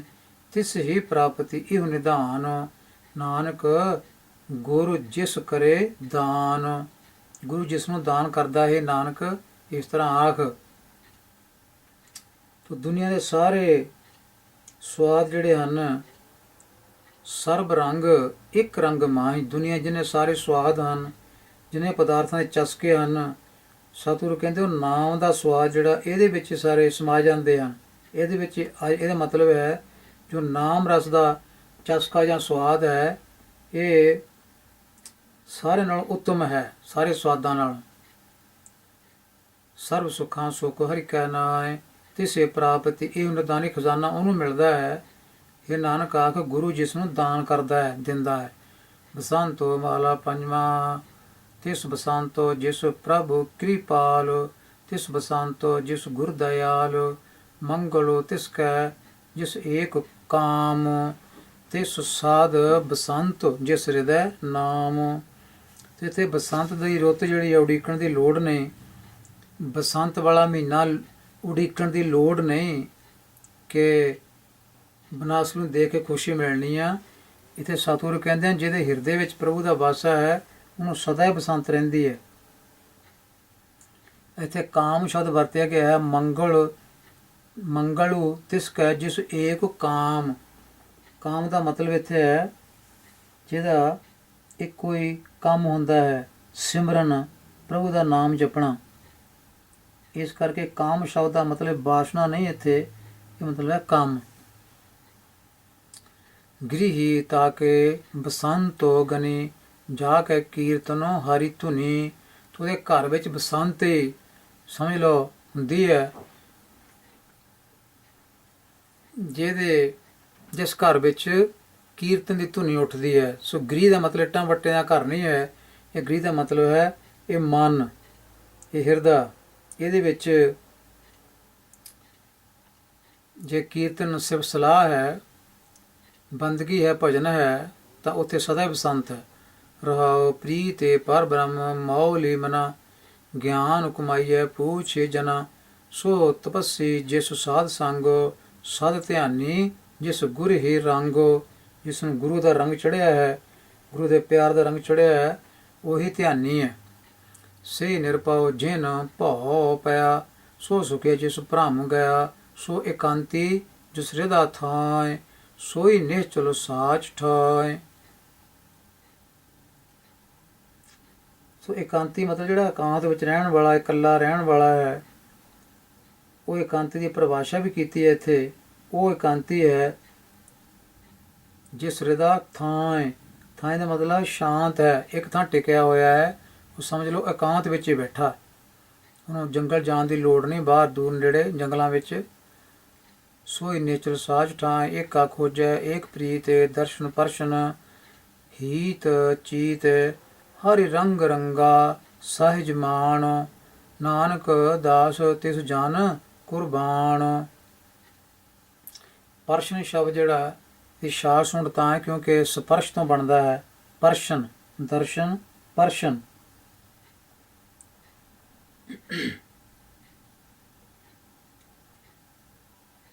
ਬਸੰਤੋ ਮਹਲਾ ਪੰਜਵਾਂ। ਜੀ ਪ੍ਰਾਣ ਤੁਮ ਪਿੰਡ ਦੀਨ। ਇਹ ਤੁਸੀਂ ਦਿੱਤੇ ਹਨ। ਜੀ ਤੇ ਪ੍ਰਾਣ ਪਿੰਡ। ਪਿੰਡ ਮੈਨੇ ਸਰੀਰ, ਇਹਦੇ ਵਿੱਚ ਪ੍ਰਾਣ ਪਾਏ ਹਨ, ਇਹ ਤੁਸੀਂ ਹੀ ਦਿੱਤੇ ਹਨ हे ਪ੍ਰਭੂ। ਪਿੰਡ ਦਾ ਮਤਲਬ ਸਰੀਰ, ਜੀ ਦਾ ਮਤਲਬ ਜ਼ਿੰਦ, ਸਵਾਸ, ਮੁਗਧ ਸੁੰਦਰ ਧਾਰੀ ਜੋਤ ਕੀਨ। ਮੁਗਧ ਦਾ ਮਤਲਬ ਮੂਰਖ, ਧਾਰ ਕੇ ਮਤਲਬ ਟਿਕਾ ਕੇ। ਇਹਦਾ ਮਤਲਬ ਸਾਰੇ ਹੀ ਜਿੰਨੇ ਪ੍ਰਾਣੀ ਹਨ ਉਹਨਾਂ ਨੂੰ ਜ਼ਿੰਦ ਮਿਲੀ ਹੈ, ਪ੍ਰਾਣ ਮਿਲੇ ਹਨ, ਸਰੀਰ ਮਿਲਿਆ ਹੈ। ਇਹ ਪ੍ਰਭੂ ਤਾਹੀਂ ਇਹ ਬਖਸ਼ਿਸ਼ ਕੀਤੇ ਹਨ। ਤੋ ਆਪਣੀ ਜੋਤ ਨੂੰ ਸਾਰੇ ਸਰੀਰਾਂ ਵਿੱਚ ਟਿਕਾਉਂਦਾ ਹੈ ਅਤੇ ਮੂਰਖਾਂ ਨੂੰ ਵੀ ਸੋਹਣੇ ਬਣਾ ਦਿੰਦਾ ਹੈ। ਮੁਗਧ ਸੁੰਦਰ ਧਾਰੀ ਜੋਤ ਕੀਨ ਸਭ ਜਾਚਕ ਪ੍ਰਭ ਤੁਮ ਦਇਆਲ ਨਾਮ ਜਪਤ ਹੋਵਤ ਨਿਹਾਲ। ਮੇਰੇ ਪ੍ਰੀਤਮ ਕਾਰਨ ਕਰਨ ਜੋਗ ਹਉ ਪਾਵਾਂ ਤੁਮ ਤੇ ਸਗਲ ਥੋਕ। ਹਉ ਤੋਂ ਬਾਅਦ ਜਿਹੜੀ ਵੀ ਕਿਰਿਆ ਆਉਂਦੀ ਹੈ ਹਮੇਸ਼ਾ ਬਿੰਦੀ ਅੰਤਕ ਹੁੰਦੀ ਹੈ, ਨਾਸਕੀ ਧੁਨੀ ਨਾਲ ਬੋਲੀ ਜਾਂਦੀ ਕਿਉਂਕਿ ਹਉ ਫਸਟ ਪਰਸਨ ਹੈ। ਰਹਾਉ ਨਾਮ ਜਪਤ ਹੋਵਤ ਉਧਾਰ ਨਾਮ ਜਪਤ ਸੁਖ ਸਹਜ ਸਾਰ। ਨਾਮ ਜਪਤ ਸੁਖ ਸਹਜ ਸਾਰ। ਸਹਜ ਦਾ ਪਾਠ ਸਿੱਧਾ ਹੀ ਹੈ, ਸਹਜ। ਸਹਿਜ ਇਹਦਾ ਪਾਠ ਰੌਂਗ ਹੈ ਕਿਉਂਕਿ ਸਹਿਜ ਵਿੱਚ ਤੁਲਾਵਾਂ ਬੋਲੀ ਜਾਂਦੀਆਂ ਹਨ, ਅੱਖਰ ਮੁਕਤੇ ਹਨ। ਨਾਮ ਜਪਤ ਪਾਤੇ ਸ਼ੋਭਾ ਹੋਏ ਨਾਮ ਜਪਤ ਬਿਘਨ ਨਾਹੀ ਕੋਇ। ਜਾ ਕਾਰਣ ਇਹ ਤੂੰ ਲੱਭ ਦੇ ਸੋ ਬੋਲ ਮੇਰੇ ਪ੍ਰਭੂ ਤੇ। ਸਾਧ ਸੰਗਤ ਮੈਂ ਇਹੋ ਵਿਸ਼ਰਾਮ ਸਦਾ ਹਿਰਦੈ ਜਪੀ ਪ੍ਰਭ ਤੇਰੋ ਨਾਮ। ਤੁਝ ਬਿਨ ਦੂਜਾ ਕੋਈ ਨਾਇ ਸਭ ਤੇਰੋ ਖੇਲ ਤੁਝ ਮਹਿ ਸਮਾਏ। ਜੋ ਭਾਵੇ ਤਿਉ ਰਾਖ ਲੈ ਸੁਖੋ ਨਾਨਕ ਪੂਰਾ ਗੁਰ ਮਿਲੇ। ਸੰਤੋ ਮਹਲਾ ਪੰਜਵਾਂ। ਸਭ ਪ੍ਰੀਤਮ ਮੇਰਾ ਸੰਗ ਰਾਏ। ਪ੍ਰਭ ਪ੍ਰੀਤਮ ਮੇਰਾ ਸੰਗ ਰਾਏ। ਸੋ ਪ੍ਰਭੂ ਪ੍ਰੀਤਮ ਰਾਜਾ ਹੈ, ਉਹ ਮੇਰੇ ਨਾਲ ਹੈ। ਮੇਰਾ ਸੰਗ, ਸੰਗ ਦੀ ਗੱਗੇ ਨੂੰ ਸਿਆਰੀ ਕਹਿੰਦੀ ਹੈ ਕਿ ਰਾਰੇ ਨੂੰ ਦੁਲਾਵਾਂ ਬੋਲੀਆਂ ਜਾਣੀਆਂ ਹਨ। ਮੇਰੇ ਨਾਲ ਜਿਸੇ ਦੇਖ ਹਉ ਜੀਵਾ ਮਾਏ ਜਾ ਕੇ ਸਿਮਰਨੇ ਦੁੱਖ ਨਾ ਹੋਏ। ਕਰ ਦਇਆ ਮਿਲਾਪ ਹੋ ਤਿਸੇ ਮੋਏ। ਮੇਰੇ ਪ੍ਰੀਤਮ ਪ੍ਰਾਨ ਆਧਾਰ ਮਨ ਜੀਉ ਪ੍ਰਾਨ ਸਭ ਤੇਰੋ ਧਨ ਰਹਾਉ। ਜਾ ਕੋ ਖੋਜੈ ਸੁਰ ਨਰ ਦੇਵ ਮੁਨ ਜਨ ਸ਼ੇਖ ਨ ਲਹੈ ਭੇਵ। ਜਾ ਕੀ ਗਤ ਮਿਤ ਕਹੀ ਨ ਜਾਏ ਕਾਟਿ ਕਾਟਿ ਰਹਾ ਸਮਾਏ। ਜਾ ਕੇ ਭਗਤ ਆਨੰਦ ਮੈਂ। ਆਨੰਦ ਤੋਂ ਬਾਅਦ ਮੈਂ ਸ਼ਬਦ ਜਿਹੜਾ ਵਰਤਿਆ ਹੈ, ਇੱਥੇ ਸ਼ਬਦ ਜੋੜਾਂ ਨੂੰ ਵੱਖ ਵੱਖ ਲਿਖਣ ਕਾਰਨ ਇਹ ਗਲਤੀ ਚੱਲੀ ਹੈ। ਆਨੰਦ ਸ਼ਬਦ ਦੇ ਨਾਲ ਮੈਂ ਜੁੜਨਾ ਹੈ। ਇਹ ਸ਼ਬਦ ਮੈਂ ਨਹੀਂ ਹੈ, ਇਹ ਹੈ ਮੈਂ ਦਾ ਮਤਲਬ ਜਿਹੜਾ ਮੰਮਾ ਜਈਆ, ਇਹਦਾ ਸ਼ਾਰਟ ਰੂਪ ਹੈ ਮੈਂ। ਆਨੰਦ ਭਰਪੂਰ ਮਤਲਬ ਆਨੰਦ ਭਰਪੂਰ। ਜਾ ਕੇ ਭਗਤ ਆਨੰਦ ਭਰਪੂਰ ਹਨ। ਸੋ ਮੈਂ ਦਾ ਪਾਠ ਮੈਂ 100% ਰੌਂਗ ਹੈ। ਇਹ ਭੁਲੇਖਾ ਇਸ ਕਰਕੇ ਪੈਂਦਾ ਹੈ ਕਿਉਂਕਿ ਪਾਤਸ਼ਾਹ ਕਰਨ ਵਾਲੇ ਨੇ ਇਹਨੂੰ ਤੋੜ ਕੇ ਲਿਖਿਆ, ਜਦੋਂ ਕਿ ਜੋੜ ਕੇ ਲਿਖਣਾ ਸੀ ਇਹਨਾਂ ਨੂੰ। ਜਾ ਕੇ ਭਗਤ ਕੋ ਨਾਹੀ ਖੈ। ਖੈ ਦਾ ਮਤਲਬ ਨਾਸ਼ ਹੋਣਾ, ਵਿਨਾਸ਼ ਹੋਣਾ। ਮਾੜੇ ਵਿਚਾਰ ਪੈਦਾ ਹੋਣੇ ਅੰਦਰ,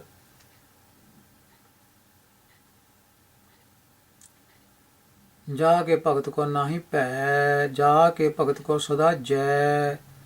ਕੌਣ ਉਪਮਾ ਤੇਰੀ ਕਹੀ ਜਾਏ, ਸੁਖ ਦਾਤਾ ਪ੍ਰਭੁ ਰਹੋ ਸਮਾਏ।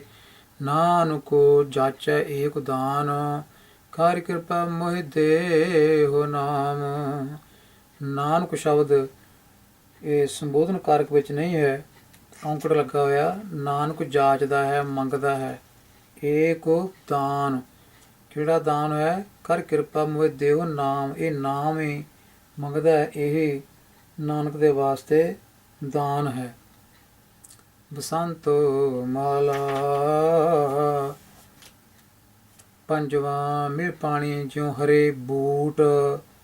ਹਰੇ ਸ਼ਬਦ ਅਰਥ ਇੱਥੇ ਪ੍ਰਭੂ ਨਹੀਂ ਹੈ, ਭਾਵੇਂ ਕਈ ਥਾਵਾਂ 'ਤੇ ਹੁੰਦਾ ਵੀ ਹੈ, ਪਰ ਇੱਥੇ ਨਹੀਂ। ਇੱਥੇ ਕਿਉਂਕਿ ਬੂਟ ਸ਼ਬਦ ਨਾਲ ਵਰਤਿਆ ਗਿਆ ਹੈ। ਬੂਟ ਮਾਨੇ ਬੂਟੇ, ਇੱਥੇ ਹਰੇ ਬੂਟੇ, ਪਾਣੀ ਨਾਲ ਬੂਟੇ ਹਰੇ ਹੁੰਦੇ ਹਨ। ਸਾਧ ਸੰਗਤਿਓਂ ਹਉਮੈ ਛੂਟ, ਜੋ ਸਾਧ ਸੰਗਤ ਵਿੱਚ ਵੀ ਹਉਮੈ ਦੂਰ ਹੁੰਦੀ ਹੈ ਅਤੇ ਮਨ ਹਰਾ ਹੁੰਦਾ। ਜੈਸੇ ਦਾਸੇ ਧੀਰ ਮੀਰ, ਤੈਸੇ ਉਦਾਹਰਨ ਗੁਰਹ ਪੀਰ। ਧੀਰ ਦਾ ਮਤਲਬ ਹੌਸਲਾ ਜਾਂ ਸਹਾਰਾ, ਮੀਰ ਦਾ ਮਤਲਬ ਹੈ ਮਾਲਕ, ਗੁਰਹ ਪੀਰ ਇਹਦਾ ਮਤਲਬ ਗੁਰੂ ਪੀਰ।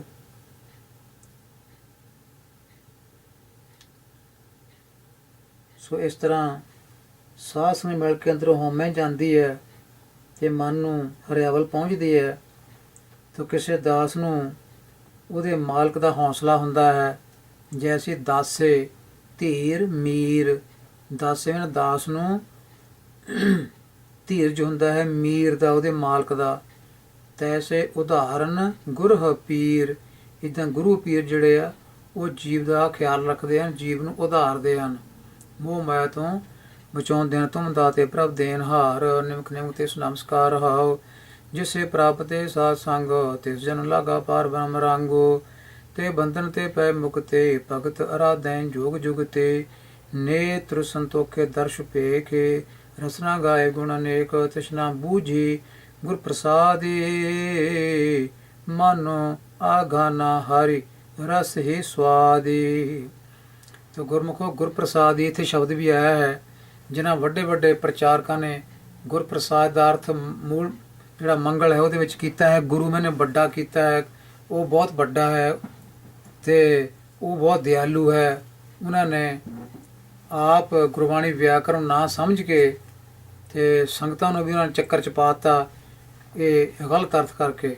ਸੋ ਇੱਥੇ ਵੀ ਉਹੀ ਸ਼ਬਦ ਜੋੜ ਵਰਤਿਆ ਗਿਆ ਹੈ, ਗੁਰਪ੍ਰਸਾਦ ਹੀ। ਇੱਥੇ ਗੁਰੂ ਦਾ ਮਤਲਬ ਵੱਡਾ ਨਹੀਂ ਹੈ, ਪ੍ਰਸਾਦ ਦਾ ਮਤਲਬ ਦਿਆਲੂ ਨਹੀਂ ਹੈ। ਇਹਦਾ ਮਤਲਬ ਹਮੇਸ਼ਾ ਬਣਦਾ ਗੁਰੂ ਦੀ ਕਿਰਪਾ ਨਾਲ। ਮੰਗਲ ਵਿੱਚ ਵੀ ਇਹਦਾ ਅਰਥ ਗੁਰੂ ਦੀ ਕਿਰਪਾ ਨਾਲ ਹੀ ਹੈ। ਪਰ ਵੱਡੇ ਵੱਡੇ ਜਿਹੜੇ ਕਥਾਵਾਚਕ ਦੁਨੀਆ ਵਿੱਚ ਮਸ਼ਹੂਰ ਹੋ ਚੁੱਕੇ, ਉਹ ਇਹਦੀ ਵਿਆਖਿਆ ਕਰਦੇ ਕਹਿ ਗਏ ਕਿ ਗੁਰੂ ਮੈਨੇ ਵੱਡਾ ਹੈ ਅਤੇ ਪ੍ਰਸਾਦ ਮੈਨੇ ਦਿਆਲੂ ਹੈ। These are quite wrong interpretation of these words. So Gurbani ਵਿਆਕਰਨ ਨੂੰ ਨਾ ਸਮਝ ਕੇ ਇਹ ਟਪਲਾ ਜਿਹੜਾ ਹੈ ਉਹ ਲੱਗਾ ਹੈ। ਇੱਥੇ ਗੁਰੂ ਦੀ ਕਿਰਪਾ ਨਾਲ ਹੀ ਅਰਥ ਹੈ ਅਤੇ ਮੰਗਲ ਵਿੱਚ ਵੀ ਗੁਰੂ ਦੀ ਕਿਰਪਾ ਨਾਲ ਹੀ ਅਰਥ ਹੈ।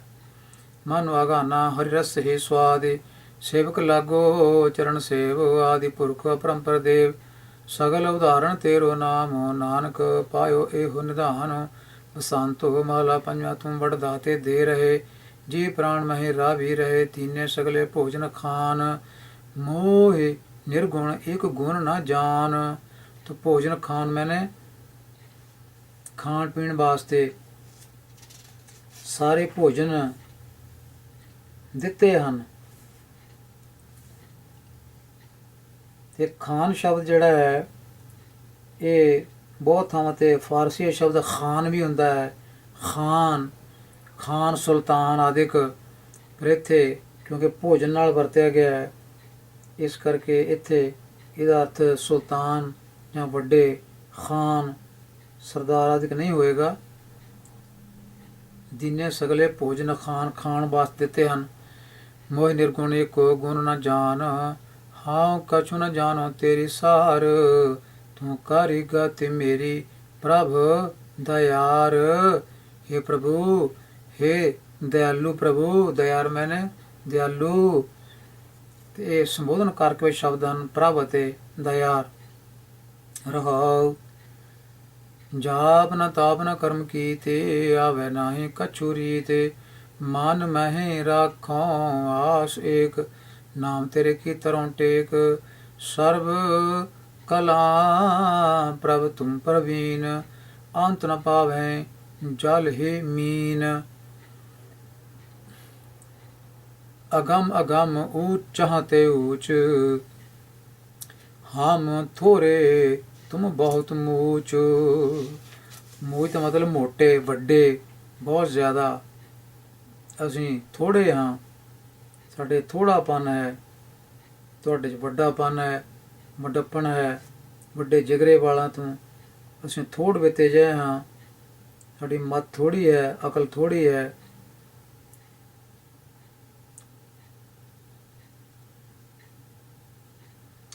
ਸੋ ਇੱਥੇ ਅੰਤ ਨਾ ਪਾਵੈ ਜਲ ਹੀ ਮੀਨ। ਜਲ ਹੀ ਮੀਨ ਦਾ ਮਤਲਬ ਪਾਣੀ ਵਿੱਚ ਜਿਹੜੀਆਂ ਮੱਛੀਆਂ ਹੁੰਦੀਆਂ ਹਨ, ਉਹ ਜਿਸ ਤਰ੍ਹਾਂ ਸਮੁੰਦਰ ਦਾ ਅੰਤ ਨਹੀਂ ਪਾ ਸਕਦੀਆਂ, ਇਸੇ ਤਰ੍ਹਾਂ ਹੀ ਇੱਥੇ ਕਿਹਾ ਅਗਮ ਅਗਮ ਊਚਾਂ ਤੇ ਊਚ। ਊਚਾਂ ਦਾ ਪਾਠ ਉੱਚੇ ਜਾਂ ਉੱਚਾ, ਇਹ ਰੋਂਗ ਹੋਏਗਾ ਕਿਉਂਕਿ ਚੱਚਾ ਮੁਕਤੇ ਹਨ, ਮੁਕਤੇ ਬੋਲੇ ਜਾਣਗੇ। ਊਚਾਂ ਤੇ ਊਚ, ਤੂੰ ਇਸ ਤਰ੍ਹਾਂ ਤੇਰਾ ਵੀ ਕੋਈ ਪਾਰ ਨਹੀਂ ਪਾ ਸਕਦਾ, ਤੂੰ ਵੀ ਅਗੰਮ ਹੈ, ਅਪਹੁੰਚ ਹੈ। ਜਿਨ ਤੂੰ ਧਿਆਇਆ ਸੇ ਗਨੀ। ਇੱਥੇ ਮੂਚ ਸ਼ਬਦ ਜਿਹੜਾ ਆਇਆ ਸੀ, ਮੂਚ, ਇਹ ਸਪੈਨਿਸ਼ ਭਾਸ਼ਾ ਵਿੱਚ ਵੀ ਸ਼ਬਦ ਹੁੰਦਾ ਹੈ ਮੂਚ, ਮੂਚਾ। ਤੇ ਗੁਰੂ ਗ੍ਰੰਥ ਸਾਹਿਬ ਵਿੱਚ ਵੀ ਸ਼ਬਦ ਆਇਆ ਹੋਇਆ, ਤੇ ਇਹਦਾ ਮਤਲਬ ਹੈ ਬਹੁਤਾ।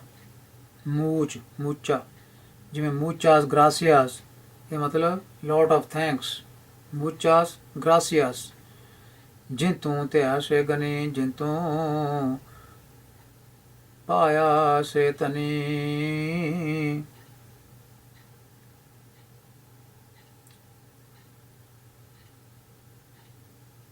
ਇੱਥੇ ਸ਼ਬਦ ਜਿਹੜਾ ਗਨੀ ਹੈ, ਇਹਨੂੰ ਵਿਚਾਰਨ ਦੀ ਲੋੜ ਹੈ। ਜਿਨ ਤੂੰ ਧਿਆਇਆ ਸੇ, ਇੱਥੇ ਚਾਹੀਦਾ ਗਨੀ, ਪਾਠ ਚਾਹੀਦਾ ਗਨੀ।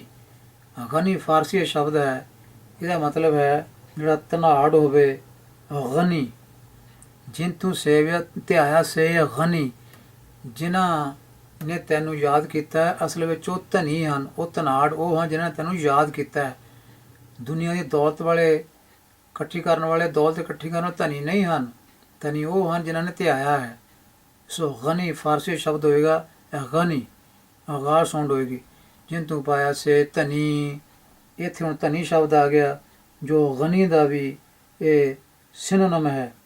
ਜੋ ਗਨੀ ਦਾ ਮਤਲਬ ਹੈ, ਉਹੀ ਧਨੀ ਦਾ ਮਤਲਬ ਹੈ, ਧਨ ਵਾਲੇ, ਧਨਾੜ। ਜਿਨ ਤੂੰ ਪਾਇਆ ਸੇ ਧਨੀ, ਜਿਨ ਤੂੰ ਸੇਵਿਆ ਸੁਖੀ ਸੇ। ਸੰਤ ਸ਼ਰਣੇ ਨਾਨਕ ਪਰੇ ਬਸੰਤੋ। ਮਹਲਾ ਪੰਜਵਾਂ। ਤਿਸ ਤੂੰ ਸੇਵੇ, ਜਿਨ ਤੂੰ ਕੀਆ ਤਿਸ ਅਰਾਧੇ, ਜਿਨ ਜੀ ਉਦੀਆ। ਜਿਸਕਾ ਚਾਕਰ ਹੋਏ ਫਿਰ ਡਾਨ ਨ ਲਾਗੈ, ਤਿਸਕੇ ਕਰ ਪੋਤਦਾਰੀ ਫਿਰ ਦੁੱਖ ਨ ਲਾਗੈ। ਸੋ ਫਿਰ ਦੁੱਖ ਨਹੀਂ ਲੱਗੇਗਾ, ਤੇ ਉਹਦੀ ਤੂੰ ਕਰ ਪੋਤਦਾਰੀ। ਸੋ ਪੋਤਦਾਰ ਕੀ ਹੁੰਦਾ ਹੈ? ਪੋਤਦਾਰ ਖਜ਼ਾਨਚੀ ਨੂੰ ਕਿਹਾ ਜਾਂਦਾ ਹੈ। ਪੋਤਾਹਦਾਰ, ਪੋਤਾ ਮੈਨੇ ਖਜ਼ਾਨਾ ਹੁੰਦਾ, ਤੇ ਪੋਤਾਹਦਾਰ ਖਜ਼ਾਨਚੀ ਹੁੰਦਾ। ਸੋ ਉਹਦੀ ਪੋਤਦਾਰੀ ਕਰਦਾ ਮਤਲਬ ਉਹਦੇ ਖਜ਼ਾਨਚੀ ਦਾ ਕੰਮ ਕਰ। ਤਿਸੇ ਕਰ ਪੋਤਦਾਰੀ ਫਿਰ ਦੁੱਖ ਨਾ ਲੱਗੈ। ਇਹਦਾ ਮਤਲਬ ਹੈ ਜੋ ਭੰਡਾਰਿਆਂ ਦਾ ਮਾਲਕ ਪ੍ਰਭੂ ਹੈ, ਖਜ਼ਾਨਿਆਂ ਦਾ ਮਾਲਕ ਹੈ, ਉਹਦਾ, ਉਸ ਪਰਮਾਤਮਾ ਦਾ ਤੂੰ ਭੰਡਾਰੀ ਬਣਿਆ ਰਹੋ, ਪੋਤਦਾਰ ਬਣਿਆ ਰਹਿ। ਫਿਰ ਉਹਦੇ ਦਿੱਤੇ ਪਦਾਰਥ ਜਿਹੜੇ ਜੇ ਤੇਰੇ ਕੋਲੋਂ ਖੁੱਸ ਵੀ ਗਏ, ਫਿਰ ਤੈਨੂੰ ਕੋਈ ਦੁੱਖ ਨਹੀਂ ਵਿਆਪੇਗਾ। ਇਸ ਕਰਕੇ ਭੰਡਾਰੀ ਬਣਿਆ ਰਹਿ, ਉਹਦੇ ਪਰਮਾਤਮਾ ਦੇ ਭੰਡਾਰਿਆਂ ਦਾ ਖਜ਼ਾਨਚੀ ਬਣਿਆ ਰਹਿ, ਪੋਤਦਾਰੀ ਕਰ। ਇਹ ਵੱਡ ਭਾਗ ਹੋਏ ਜਿਸ ਪ੍ਰਾਣੀ, ਸੋ ਪਾਏ ਇਹ ਉਪਾਦ ਹੋ ਨਿਰਵਾਣੀ। ਸੋ ਇੱਦਾਂ ਵੱਡੇ ਭਾਗ ਕਿਸੇ ਦੇ ਹੋਣ, ਫਿਰ ਉਹ ਇਹ ਜਿਹੜਾ ਪਦ ਹੈ ਪੋਤਦਾਰੀ ਵਾਲਾ ਪ੍ਰਾਪਤ ਕਰ ਸਕਦਾ ਹੈ। ਰਹਾਓ ਦੂਜੀ ਸੇਵਾ ਜੀਵਨ ਬਿਰਥਾ, ਕਛ ਨ ਹੋਈ ਹੈ ਪੂਰਨ ਅਰਥਾ। ਮਾਨਸ ਸੇਵਾ ਖਰੀ ਦੁਹੇਲੀ, ਸਾਧ ਕੀ ਸੇਵਾ ਖਰੀ ਸੁਹੇਲੀ। ਜੇ ਲੋੜੈ ਸਦਾ ਸੁਖ ਭਾਈ, ਸਾਧੂ ਸੰਗ ਤੇ ਗੁਰ ਹੀ ਬਤਾਈ। ਵਹਾਂ ਜਪਿਆ ਕੇਵਲ ਨਾਮ, ਸਾਧੂ ਸੰਗ ਤੇ ਪਾਰ ਗ੍ਰਾਮ। ਸੋ ਸਾਧ ਸੰਗਤ ਕਰਿਆ ਕਰ। ਸਤਿਗੁਰ ਕਹਿੰਦੇ ਹਨ, ਜੇ ਆਤਮਿਕ ਆਨੰਦ ਚਾਹੁੰਦਾ ਹੈ ਕਿ ਮਿਲਿਆ ਰਹੇ, ਸਾਧੂ ਸੰਗਤ ਗੁਰ ਹੀ ਬਤਾਈ। ਸਾਧੂ ਸੰਗਤ, ਸਾਧ ਸੰਗਤ, ਸਤ ਸੰਗਤ, ਗੁਰੂ ਨਾਲ ਪਿਆਰ, ਗੁਰੂ ਦੀ ਬਾਣੀ ਨਾਲ ਪਿਆਰ, ਗੁਰੂ ਦੀ ਬਾਣੀ ਦੀ ਵਿਚਾਰ ਕਰਿਆ ਕਰ। ਉਹਾਂ ਜਪਿਆ ਕੇਵਲ ਨਾਮ, ਸਾਧੂ ਸੰਗਤ ਪਾਰ ਗ੍ਰਾਮ। ਸਗਲ ਤਤ ਮਹਿ ਤਤ ਗਿਆਨ, ਸਰਬ ਧਿਆਨ ਮਹਿ ਏਕ ਧਿਆਨ। ਹਰਿ ਕੀਰਤਨ ਮਹਿ ਊਤਮ ਧੁਨਾ, ਨਾਨਕ ਗੁਰ ਮਿਲੇ ਗਾਏ ਗੁਨਾ। ਇਹ ਨਾਨਕ ਗੁਣ ਗਾ, ਗੁਰੂ ਨੂੰ ਮਿਲ ਕੇ ਗੁਣ ਗਾ।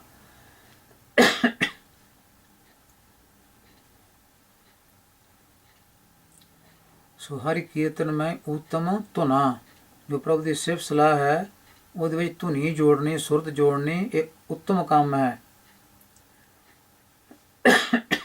ਧੁਨਾ ਦਾ ਮਤਲਬ ਹੈ ਸੁਰਤੀ ਜੋੜਨੀ, ਲਗਨ ਜੋੜਨੀ। ਧੁਨਾ ਬਸੰਤ ਮਾਲਾ ਪੰਜਵਾਂ, ਜਿਸ ਬੋਲਤ ਮੁਖ ਪਵਿੱਤ ਹੋਏ, ਜਿਸ ਸਿਮਰਤ ਨਿਰਮਲ ਹੈ ਸੋਏ।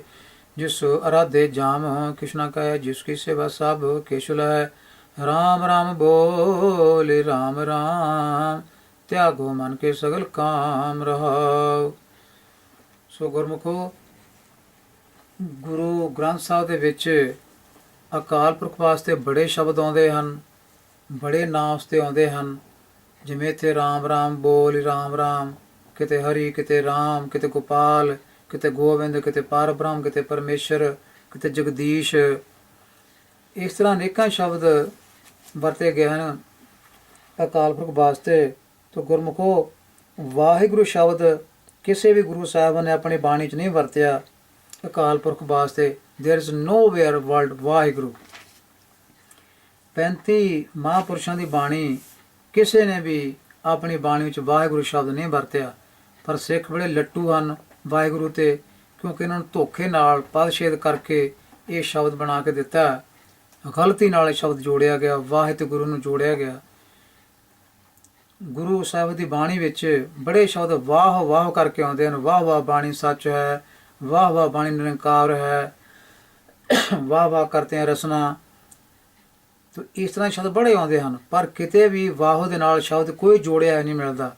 ਨਾ ਵਾਹ ਰਸਨਾ ਜਾਂ ਵਾਹ ਬਾਣੀ, ਇਸ ਤਰ੍ਹਾਂ ਦੇ ਅਨੇਕਾਂ ਸ਼ਬਦ ਆਉਂਦੇ ਹਨ, ਪਰ ਕਿਤੇ ਵੀ ਵਾਹ ਦੇ ਨਾਲ ਇਹ ਸ਼ਬਦ ਕੋਈ ਜੁੜਿਆ ਨਹੀਂ ਮਿਲਿਆ। ਸਾਰੀ ਬਾਣੀ ਪੜ੍ਹ ਕੇ ਦੇਖ ਲਓ। ਜਿਨ੍ਹਾਂ ਨੇ ਸ਼ਬਦ ਜੋੜ ਕੇ ਬਣਾ ਕੇ ਦਿੱਤਾ ਹੈ, ਉਹਨਾਂ ਨੇ ਰੌਂਗ ਕੀਤਾ ਹੈ। ਵਾਹ ਸ਼ਬਦ ਫਾਰਸੀ ਦਾ ਹੈ, ਜਿਹਦਾ ਮਤਲਬ ਹੈ ਧੰਨ ਹੈ, ਸ਼ਾਬਾਸ਼ ਹੈ, ਤੇ ਗੁਰੂ ਸ਼ਬਦ ਸੰਸਕ੍ਰਿਤ ਦਾ ਹੈ। ਦੋਵੇਂ ਜੋੜੇ ਨਹੀਂ ਜਾ ਸਕਦੇ। ਇਹ ਗਿਆਨ ਭੱਟ ਨੇ ਇਕੱਲੇ ਇਕੱਲੇ ਵਰਤੇ ਸਨ। ਪਦਛੇਦ ਕਰਨ ਵਾਲੇ ਨੂੰ ਇਹ ਟਪਲਾ ਲੱਗਾ, ਉੱਥੋਂ ਇਹਨੇ ਜੋੜ ਕੇ ਇਹਦਾ ਨਵਾਂ ਸ਼ਬਦ ਕੱਢ ਲਿਆ ਅਕਾਲ ਪੁਰਖ। ਇਹ ਪਦਛੇਦ ਕਰਨ ਵਾਲੇ ਦੀ ਘਾੜ ਹੈ, ਗੁਰੂ ਸਾਹਿਬਾਨ ਦੀ ਇਹ ਕਾਢ ਨਹੀਂ ਹੈ। ਇਹ ਗੁਰੂ ਸਾਹਿਬਾਨ ਦੀ ਵੱਲੋਂ ਕੀਤੀ ਘਾੜਤ ਨਹੀਂ ਹੈ, ਇਹ ਪਦਛੇਦ ਕਰਨ ਵਾਲੇ ਵੱਲੋਂ ਇਹ ਘਾੜਤ ਕੀਤੀ ਗਈ ਹੈ, ਉਹਦੀ ਕਾਢ ਹੈ ਜਿਹੜੀ ਰੌਂਗ ਹੈ। ਨਹੀਂ ਤਾਂ ਕਿਤੇ ਗੁਰੂ ਸਾਹਿਬਾਨ ਨੂੰ ਪਤਾ ਨਹੀਂ ਸੀ ਵੀ ਰੱਬ ਦਾ ਨਾਮ ਵਾਹਿਗੁਰੂ ਵੀ ਹੁੰਦਾ ਹੈ। ਉਹਨੇ ਕਿਤੇ ਵਰਤਿਆ ਹੀ ਨਹੀਂ ਹੈ ਹੀ ਨਹੀਂ ਰੱਬ ਦਾ ਨਾਮ Waheguru. There is nowhere. Ved ਸ਼ਾਸਤਰ ਪੜ੍ਹ ਕੇ ਦੇਖ ਲਓ, ਕਿਤੇ ਵੀ ਨਹੀਂ ਹੈ। राम राम बोल राम राम, त्यागो मन के सगल काम रहाओ। जिसके तारे धरणी आकाश हो, घाट ही घाट जिसका है प्रकाश। प्रकाश माने प्रकाश, शास होण जिहड़ी है उत्थों आउंदी है। असल शब्द प्रकाश हुंदा है, जिवें लाइट हुंदा है, ते का दा गा वरतिया है, अदरवाइज शास होण इज देयर द सेम। जिस सिमरत पतित पुनीत होय, अंत काले फेरे फेरे न रोय। सगल धर्म है उत्तम धर्म, कर्म करतूत ही कै ऊपरे कर्म। जिसको चाह है सूर्य नर देव, संत सभा की लगो सेव। ਆਦਿ ਪੁਰਖੀ ਜਿਸ ਕੀਆ ਦਾਨ। ਆਦਿ ਪੁਰਖੀ ਇਹ ਕਰਤਾ ਕਾਰਕ ਵਿੱਚ ਵਰਤੇ ਗਏ ਸ਼ਬਦ ਹਨ। ਆਦਿ ਪੁਰਖੀ ਇਹਦਾ ਮਤਲਬ ਹੈ ਆਦਿ ਪੁਰਖ ਨੇ, ਪੁਰਖੀ ਪੁਰਖ ਨੇ। ਤੇ ਵੱਡੇ ਮੰਗਲ ਵਿੱਚ ਆਉਂਦਾ ਹੈ ਪੁਰਖੂ, ਖਾਖੇ ਨੂੰ ਕੜਾਉਂਦਾ ਹੈ ਪੁਰਖੂ, ਜਿਹਦਾ ਮਤਲਬ ਹੈ ਉੱਥੇ ਸਾਰਿਆਂ ਵਿੱਚ ਰਮਿਆ ਹੋਇਆ, ਉਹਨੂੰ ਕਹਿੰਦਾ ਪੁਰਖੂ। ਇੱਥੇ ਪੁਰਖੀ, ਪੁਰਖ ਦਾ ਮਤਲਬ ਪੁਰਖ ਨੇ, ਕਰਤਾ ਕਾਰਕ ਵਿੱਚ ਹੈ, ਨੋਮੀਨੇਟਿਵ ਕੇਸ ਵਿੱਚ ਸ਼ਬਦ ਹੈ। ਜੋ ਸਭ ਦਾ ਮੁੱਢ ਹੈ ਉਸ ਪੁਰਖ ਨੇ ਜਿਸ ਕੀਆ ਦਾਨ। ਤਿਸ ਕੋ ਮਿਲਿਆ ਹਰਿ ਨਿਧਾਨ, ਤਿਸ ਕੀ ਗਤਿ ਮਿਤ ਕਹੀ ਨ ਜਾਏ। ਨਾਨਕ ਜਨ ਹਰਿ ਹਰਿ ਧਿਆਏ। ਸੋ ਨਾਨਕ ਸ਼ਬਦ ਸੰਬੋਧਨ ਕਾਰਕ ਵਿੱਚ ਨਾਨਕ ਆ ਕੇ ਕਿ ਉਹ ਸੇਵਕ ਜਿਹੜੇ ਨੇ ਹਰੀ ਹਰੀ ਨੂੰ ਯਾਦ ਕਰਦੇ ਹਨ। ਬਸੰਤੋ ਮਹਲਾ ਪੰਜਵਾਂ। ਮਨ ਤਨ ਭੀਤਰ ਲਾਗੀ ਪਿਆਸ, ਗੁਰੀ ਦਇਆਲੀ ਮੇਰੀ ਪੂਰੀ ਆਸ। ਗੁਰੀ ਦਇਆਲ, ਕਿਸਨੇ ਆਸ਼ਾ ਪੂਰੀ ਕੀਤੀ? ਗੁਰੂ ਨੇ, ਦਇਆਲ ਨੇ। ਇਸ ਕਰਕੇ ਗੁਰੀ ਤੇ ਦਇਆਲ ਇਹ ਸ਼ਬਦ ਕਰਤਾ ਕਾਰਕ ਵਿੱਚ ਹੋ ਗਏ, ਨੋਮੀਨੇਟਿਵ ਕੇਸ ਵਿੱਚ ਹੋ ਗਏ।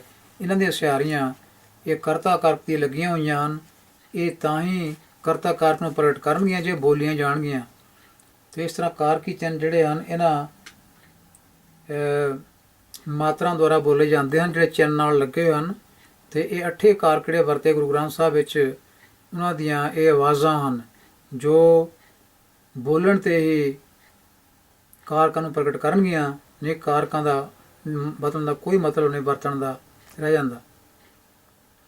ਕਿਲ ਵੇਖੇ ਕਾਟੇ ਸਾਧ ਸੰਗੇ, ਨਾਮ ਜਪਿਓ ਹਰਿ ਨਾਮ ਰੰਗੇ। ਨਾਮ ਹੀ ਰੰਗੇ। ਸੋ ਨਾਮ ਸ਼ਬਦ ਸੰਬੰਧ ਕਾਰਕ ਵਿੱਚ ਹੈ, ਨਾਮ ਦੇ ਰੰਗ ਵਿੱਚ, ਨਾਮ ਦੇ ਪਿਆਰ ਵਿੱਚ। ਪਹਿਲਾ ਸ਼ਬਦ ਹੈ ਨਾਮ ਔਂਕੜ ਨਾਲ, ਨਾਮ ਜਪਿਓ, ਨਾਮ ਜਪਿਆ ਹੈ। ਕਿੱਦਾਂ ਨਾਮ ਜਪਿਆ ਹੈ? ਹਰਿ ਨਾਮ ਰੰਗੇ, ਨਾਮ ਦੇ ਰੰਗ ਵਿੱਚ। ਸੋ ਦੂਜਾ ਸ਼ਬਦ ਜਿਹੜਾ ਨਾਮ ਹੈ ਉਹ ਸੰਬੰਧ ਕਾਰਕ ਹੈ, ਕਿਉਂਕਿ ਔਂਕੜ ਉੱਥੇ ਹੈ ਨਹੀਂ। ਗੁਰ ਪ੍ਰਸਾਦਿ ਬਸੰਤੋ ਬਨਾ, ਚਰਨ ਕਮਲ ਹਿਰਦੇ ਉਰਿ ਧਾਰੇ। ਸਦਾ ਸਦਾ ਹਰਿ ਜਾਸ਼ੋ ਸੁਨਾ ਰਹਾਉ। ਜਸ਼ ਪਾਠ ਉੱਥੇ ਹੁੰਦਾ ਜਿੱਥੇ ਸਿਫਤਸਲਾ ਅਰਥ ਹੋਵੇ, ਜਿੱਥੇ ਅਰਥ ਹੋਵੇ ਜੈਸਾ ਜਾਂ ਜਿਸ ਤਰ੍ਹਾਂ, ਉੱਥੇ ਅਰਥ ਹੁੰਦਾ ਜਸ। ਮਾਨ ਕੁਛ ਪੜ੍ਹ ਕੇ ਦੇਖੋ, ਤਸੱਲੀ ਹੋ ਜਾਏਗੀ। ਸਮਰੱਥ ਸੁਆਮੀ ਕਾਰਨ ਕਰਨ, ਮੋਹਿ ਅਨਾਥ ਪ੍ਰਭ ਤੇਰੀ ਸ਼ਰਨ। ਜੀ ਜੰਤ ਤੇਰੇ ਆਧਾਰੇ, ਕਰ ਕਿਰਪਾ ਭਵ ਲੇਹਿ ਨਿਸਤਾਰੇ। ਭਵ ਖੰਡਨ ਦੁਖ ਨਾਸ਼ ਦੇਵ, ਸੁਰ ਨਰ ਮੁਨਿ ਜਨ ਤਾ ਕੀ ਸੇਵ। ਗੁਰਮੁਖੋ ਜਿਹੜੇ ਪੜ੍ਹਦੇ ਸੁਰ ਨਰ ਮੁਨ ਜਨ, ਬਿਲਕੁਲ 100% ਰੋਂਗ ਪਾਠ ਹੈ। ਸੁਰ ਨਰ, ਸੁਰ ਵੱਜਦੀ ਸੁਰ ਨੂੰ ਕਿਹਾ ਜਾਂਦਾ ਹੈ। ਮੁਨ ਜਨ, ਮੁਨ ਦਾ ਮਤਲਬ ਮੁੰਨਣਾ ਹੁੰਦਾ ਹੈ, ਮੁਨ। ਇਹ ਮੁਨ ਸ਼ਬਦ ਨਹੀਂ ਹੈ। ਸੂਰਿ ਨਰ ਮੁਨੀ ਜਨ, ਦੇਵਤੇ, ਮੁਨੀ ਲੋਕ, ਦੇਵਤੇ ਲੋਕ, ਸੂਰਿ ਨਰ।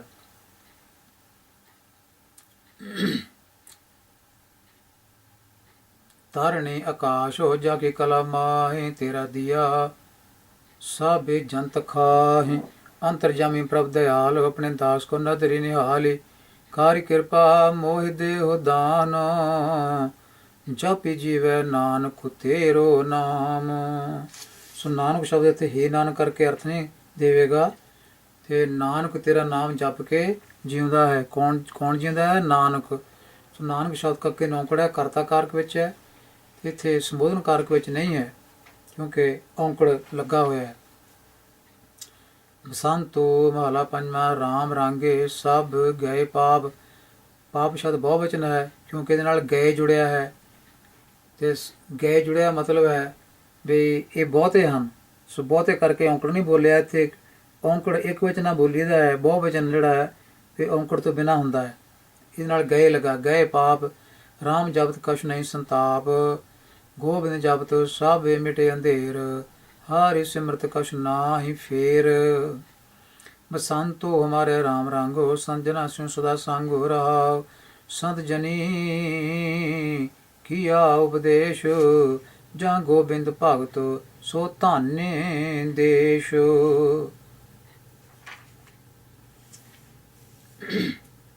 ਜਿੱਥੇ ਗੋਬਿੰਦ ਜਾਂ ਗੋਬਿੰਦ ਭਗਤ, ਗੋਬਿੰਦ ਸ਼ਬਦ ਇਹ ਸੰਬੰਧ ਕਾਰਕ ਵਿੱਚ ਹੈ। ਸੰਬੰਧਕ ਇਹਦੇ ਨਾਲ ਜੁੜਨਾ ਹੈ।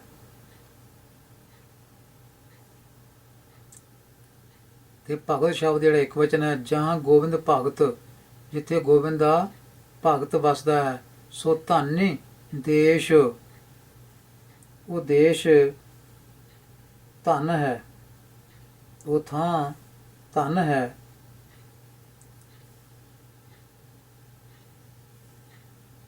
ਉਹ ਭਾਗਾਂ ਵਾਲੀ ਥਾਂ ਹੈ ਜਿੱਥੇ ਪ੍ਰਭੂ ਦਾ ਭਗਤ, ਗੋਬਿੰਦ ਦਾ ਭਗਤ ਵਸਦਾ ਹੈ। ਹਰੀ ਭਗਤੀਹੀਨ ਉਦਿਆਨ ਥਾਨ, ਹਰੀ ਭਗਤੀਹੀਨ, ਜਿਹੜਾ ਪੜ੍ਹਦਾ ਭਗਤਹੀਨ, ਇਹਦਾ ਮਤਲਬ ਭਗਤ ਤੋਂ ਬਿਨਾਂ ਪਾਠ ਬਣ ਜਾਏਗਾ, ਭਗਤ ਤੋਂ ਬਿਨਾਂ ਅਰਥ ਬਣ ਜਾਣਗੇ। ਭਗਤ ਤੋਂ ਬਿਨਾਂ ਨਹੀਂ, ਇੱਥੇ ਅਰਥ ਬਣਨਗੇ ਭਗਤੀ ਤੋਂ ਬਿਨਾਂ। ਭਗਤੀ ਤਾਂ ਹੀ ਅਰਥ ਬਣੇਗਾ ਜੇ ਤੱਤੇ ਨੂੰ ਸਿਆਰੀ ਬੋਲੀ ਜਾਏਗੀ, ਨਹੀਂ ਤਾਂ ਇਹਦਾ ਪਾਠ ਵੀ ਭਗਤ ਬਣ ਜਾਏਗਾ। ਭਗਤ ਜਿਹੜਾ ਇਹ ਸ਼ਬਦ ਦੀ ਤਸਵੀਰ ਨੂੰ ਬਦਲ ਦੇਵੇਗਾ। ਭਗਤੀ ਅਤੇ ਭਗਤ, ਇਹਨਾਂ 'ਚ ਜ਼ਮੀਨ ਅਸਮਾਨ ਦਾ ਫਰਕ ਹੈ। ਭਗਤੀ ਨਾਮ ਸ਼ਬਦ ਹੈ, ਇਹ ਇਸਤਰੀ ਲਿੰਗ ਸ਼ਬਦ ਹੈ, ਇਹ ਇੱਕ ਵਚਨ ਹੈ। ਜਦੋਂ ਇਹਨੂੰ ਭਗਤ ਕਰਕੇ ਪੜ੍ਹੇਗਾ ਕੋਈ, ਉਹ ਪੁਲਿੰਗ ਬਣ ਜਾਏਗਾ, ਉਹ ਬਹੁਵਚਨ ਬਣ ਜਾਏਗਾ, ਸ਼ਬਦ ਦੀ ਰੂਹ ਹੀ ਬਦਲ ਜਾਂਦੀ ਹੈ। ਹਰੀ ਭਗਤੀਹੀਨ ਉਦਿਆਨ ਥਾਨ, ਤੋਂ ਗੋਬਿੰਦ ਦਾ ਭਗਤ ਜਿੱਥੇ ਵਸਦਾ ਉਹਦਾ ਧਨ ਦੇਸ਼ ਹੁੰਦਾ ਹੈ। ਸ਼ਾਬਾਸ਼ ਉਸ ਦੇਸ਼ ਦੇ ਜਿੱਥੇ ਕੋਈ ਭਗਤੀਹੀਨ ਕੋਈ ਵਸਦਾ ਹੈ। ਉਹ ਉਦਿਆਨ ਥਾਂ, ਉਹ ਥਾਨ ਜਿੱਦਾਂ ਜੰਗਲ ਜਿੱਦਾਂ ਹੁੰਦਾ ਉਸ ਤਰ੍ਹਾਂ ਦਾ ਉਹ ਥਾਂ ਹੁੰਦਾ ਹੈ, ਭਿਆਨਕ ਹੁੰਦਾ ਹੈ, ਜੰਗਲ ਵਰਗਾ, ਜਿੱਥੇ ਭਗਤੀ ਤੋਂ ਹੀਣਾ ਕੋਈ ਸੱਜਣ ਵਸਦਾ ਹੈ। ਗੁਰਪ੍ਰਸਾਦ ਦੀ ਘਾਟ ਘਾਟ ਪਛਾਣ, ਗੁਰਮੁਖ ਦੇਖੋ ਫਿਰ ਇੱਥੇ ਆ ਗਿਆ ਗੁਰਪ੍ਰਸਾਦ ਦੀ, ਜਿਹੜੇ ਉੱਚ ਕੋਟੀ ਦੇ ਕਥਾਵਾਚਕ, ਜਿਹੜੇ ਸਾਰੀ ਦੁਨੀਆ ਨੂੰ ਉਂਗਲੀ ਤੇ ਨਚਾਉਣ ਵਾਲੇ ਸਨ, ਉਹਨਾਂ ਨੇ ਇਹਦੇ ਅਰਥ ਕਰਦਿਆਂ, ਮੰਗਲ ਦੇ ਅਰਥ ਕਰਦਿਆਂ ਕਿਹਾ, ਗੁਰ ਦਾ ਅਰਥ ਹੈ ਵੱਡਾ, ਉਹ ਵੱਡਾ ਹੈ, ਪ੍ਰਭੂ ਵੱਡਾ ਹੈ। ਠੀਕ ਹੈ, ਗੁਰੂ ਦਾ ਮਤਲਬ ਵੱਡਾ ਹੁੰਦਾ ਹੈ, ਪਰ ਇੱਥੇ ਨਹੀਂ ਹੈ, ਰਾਰੇ ਨੂੰ ਕੋਈ ਔਂਕੜ ਨਹੀਂ ਪਿਆ ਹੋਇਆ। ਇੱਥੇ ਇਹਦਾ ਅਰਥ ਵੱਡਾ ਨਹੀਂ ਹੈ, ਇਹ ਸੰਬੰਧ ਕਾਰਕ ਹੈ, ਇਹ ਕਰਤਾ ਕਾਰਕ ਵਿੱਚ ਨਹੀਂ ਹੈ, ਇਹ ਸੰਬੰਧ ਕਾਰਕ ਵਿੱਚ ਹੈ। ਤੇ ਪ੍ਰਸਾਦ ਹੀ ਸ਼ਬਦ ਨੂੰ ਉਹਨਾਂ ਨੇ ਅਰਥ ਕੀਤੇ, ਇਹ ਬਹੁਤ ਦਿਆਲੂ ਹੈ, ਬਹੁਤ ਕਿਰਪਾਲੂ ਹੈ। ਬਿਲਕੁਲ ਗਲਤ। ਪ੍ਰਸਾਦ ਹੀ ਸ਼ਬਦ ਜਿਹੜਾ ਦੱਦੇ ਨੂੰ ਸਿਆਰੀ ਲੱਗੀ ਹੋਈ ਹੈ, ਦੱਦੇ ਨੂੰ ਔਂਕੜ ਵੀ ਹੁੰਦਾ ਹੈ, ਸਿਆਰੀ ਵੀ ਹੁੰਦਾ ਹੈ, ਕਦੀ ਵਿਆਰੀ ਵੀ ਅੱਜ ਦੱਦੇ ਨੂੰ ਆ ਜਾਂਦੀ ਪ੍ਰਸਾਦੀ। ਤੋ ਇੱਥੇ ਸਿਆਰੀ ਤੇ ਵਿਆਰੀ ਜਿਹੜੀ ਹੈ ਇਹ ਕਾਰਨ ਕਾਰਕ ਦੀ ਹੁੰਦੀ, ਇੰਸਟਰੂਮੈਂਟਲ ਕੇਸ ਦੀ ਹੁੰਦੀ ਹੈ। ਗੁਰ ਸ਼ਬਦ ਸੰਬੰਧ ਕਾਰਕ ਵਿੱਚ ਹੈ, ਪ੍ਰਸਾਦ ਹੀ ਸ਼ਬਦ ਇਹ ਕਰਨ ਕਾਰਕ ਵਿੱਚ ਹੈ, ਇੰਸਟਰੂਮੈਂਟਲ ਕੇਸ ਵਿੱਚ ਹੈ। ਇਹਦਾ ਮਤਲਬ ਗੁਰੂ ਦੀ ਕਿਰਪਾ ਨਾਲ। ਇੱਥੇ ਵੀ ਅਰਥ ਇਹੀ ਹੈ, ਹਰ ਥਾਂ ਇਹਦਾ ਇਹੀ ਅਰਥ ਹੈ ਗੁਰੂ ਗ੍ਰੰਥ ਸਾਹਿਬ ਵਿੱਚ, ਤੇ ਮੰਗਲ ਵਿੱਚ ਵੀ ਇਹਦਾ ਅਰਥ ਇਹੀ ਹੈ। ਕਿਤੇ ਵੀ ਇਹਨਾਂ ਦੋਵਾਂ ਸ਼ਬਦਾਂ ਦਾ ਅਰਥ ਵੱਡਾ ਤੇ ਕਿਰਪਾਲੂ ਨਹੀਂ ਹੈ, ਕਿਸੇ ਵੀ ਪੰਕਤੀ ਵਿੱਚ ਨਹੀਂ ਹੈ। ਤੇ ਪਤਾ ਨਹੀਂ ਅਰਥ ਕਿਵੇਂ ਕਰ ਗਏ, ਲੋਕਾਂ ਨੂੰ ਬੁੱਧੂ ਬਣਾ ਕੇ ਉਂਗਲੀ ਤੇ ਨਚਾ ਜ਼ਰੂਰ ਗਏ ਹਨ, ਪਰ ਗੁਰਬਾਣੀ ਪੱਖੋਂ ਅਗਿਆਨਤਾ ਦੀ ਹੱਦ ਸੀ। ਸੋ ਗੁਰਮੁਖੋ, ਗੁਰਪ੍ਰਸਾਦ ਹੀ ਘਟ ਘਟ ਪਛਾਣ, ਗੁਰੂ ਦੀ ਕਿਰਪਾ ਨਾਲ ਘਟ ਘਟ ਵਿੱਚ ਨੂੰ ਪਛਾਣਨਾ ਕਰ। ਹਰਿ ਕੀਰਤਨ ਰਾਸ ਭੋਗ, ਭੋਗ ਰੰਗ, ਮਨ ਪਾਪ ਕਰ ਤੂੰ ਸਦਾ ਸੰਗ, ਨਿਕਟੀ ਪੇਖ ਪ੍ਰਭੂ ਕਰਨਹਾਰ, ਏ ਤੋਤ ਪ੍ਰਭ ਕਾਰਜ ਸਾਰ, ਚਰਨ ਕਮਲ ਸਿਉ ਲਗੋ ਧਿਆਨ, ਕਰ ਕਿਰਪਾ ਪ੍ਰਭ ਹੀ ਕੀਨੋ ਦਾਨ। ਕਿਸਨੇ ਦਾਨ ਕੀਤਾ? ਪ੍ਰਭੂ ਨੇ। ਤਾਂ ਪ੍ਰਭੂ ਸ਼ਬਦ ਕਰਤਾ ਕਾਰਕ ਵਿੱਚ ਹੋ ਗਿਆ, ਇਹਨੂੰ ਸਿਆਰੀ ਲੱਗੀ ਹੋਈ ਹੈ, ਇਹ ਨੋਮੀਨੇਟਿਵ ਕੇਸ ਬਣ ਗਿਆ। ਇਹ ਨੋਮੀਨੇਟਿਵ ਕੇਸ ਤਦੇ ਇਹਦਾ ਇਹ ਪ੍ਰਗਟ ਹੋਏਗਾ ਜੇ ਸਿਆਰੀ ਬੋਲੀ ਹੈ, ਕਿ ਅਦਰਵਾਈਜ਼ ਜਿਹੜੇ ਇਹ ਕਾਰਕੀ ਚਿੰਨ੍ਹ ਲੱਗੇ ਹੋਏ ਹਨ ਇਹਨਾਂ ਕੋਈ ਮਤਲਬ ਨਹੀਂ ਰਹਿ ਜਾਂਦਾ। ਇਹ ਬੋਲ ਕੇ ਹੀ ਇਹ ਚਿੰਨ੍ਹ ਕਾਰਕੀ ਚਿੰਨ੍ਹ ਜਿਹੜੇ ਪ੍ਰਗਟ ਹੋਣਗੇ ਉਹਨਾਂ ਤੋਂ ਅਰਥ ਨਿਕਲਣਗੇ। ਪ੍ਰਭ ਵੀ, ਪ੍ਰਭੂ ਨੇ, ਤੇਰੇ ਸੰਜਨਾ ਕੇ ਬਾਂਛੋਂ ਧੂਰੇ, ਜਬ ਨਾਨਕ ਸੁਆਮੀ ਸਦਾ ਹਜ਼ੂਰੇ, ਬਸੰਤ ਹੋ ਮਹਲਾ ਪੰਜਵਾਂ, ਸੱਚ ਪਰਮੇਸ਼ਰ ਨਿਤ ਨਵਾਂ, ਗੁਰ ਕਿਰਪਾ ਤੇ ਨਿਤ ਚਵਾਂ। ਚਵਾਂ ਮੈਨੇ ਉਹਨੂੰ ਬੋਲਾਂ, ਉਹਨੂੰ ਯਾਦ ਕਰਾਂ, ਸਿਮਰਾਂ। ਚਵਾਂ ਜਿੱਦਾਂ ਤੂੰ ਚੌ ਸੱਜਣ ਮੈਂਡਿਆ, ਚੌ ਮੈਨੇ ਬੋਲ ਕੁਛ। ਤੇ ਇੱਥੇ ਵੀ ਉਹੀ ਸ਼ਬਦ ਹੈ, ਇੱਥੇ ਵਾਹ ਵੀ ਨਾਲ ਚਵਾਂ।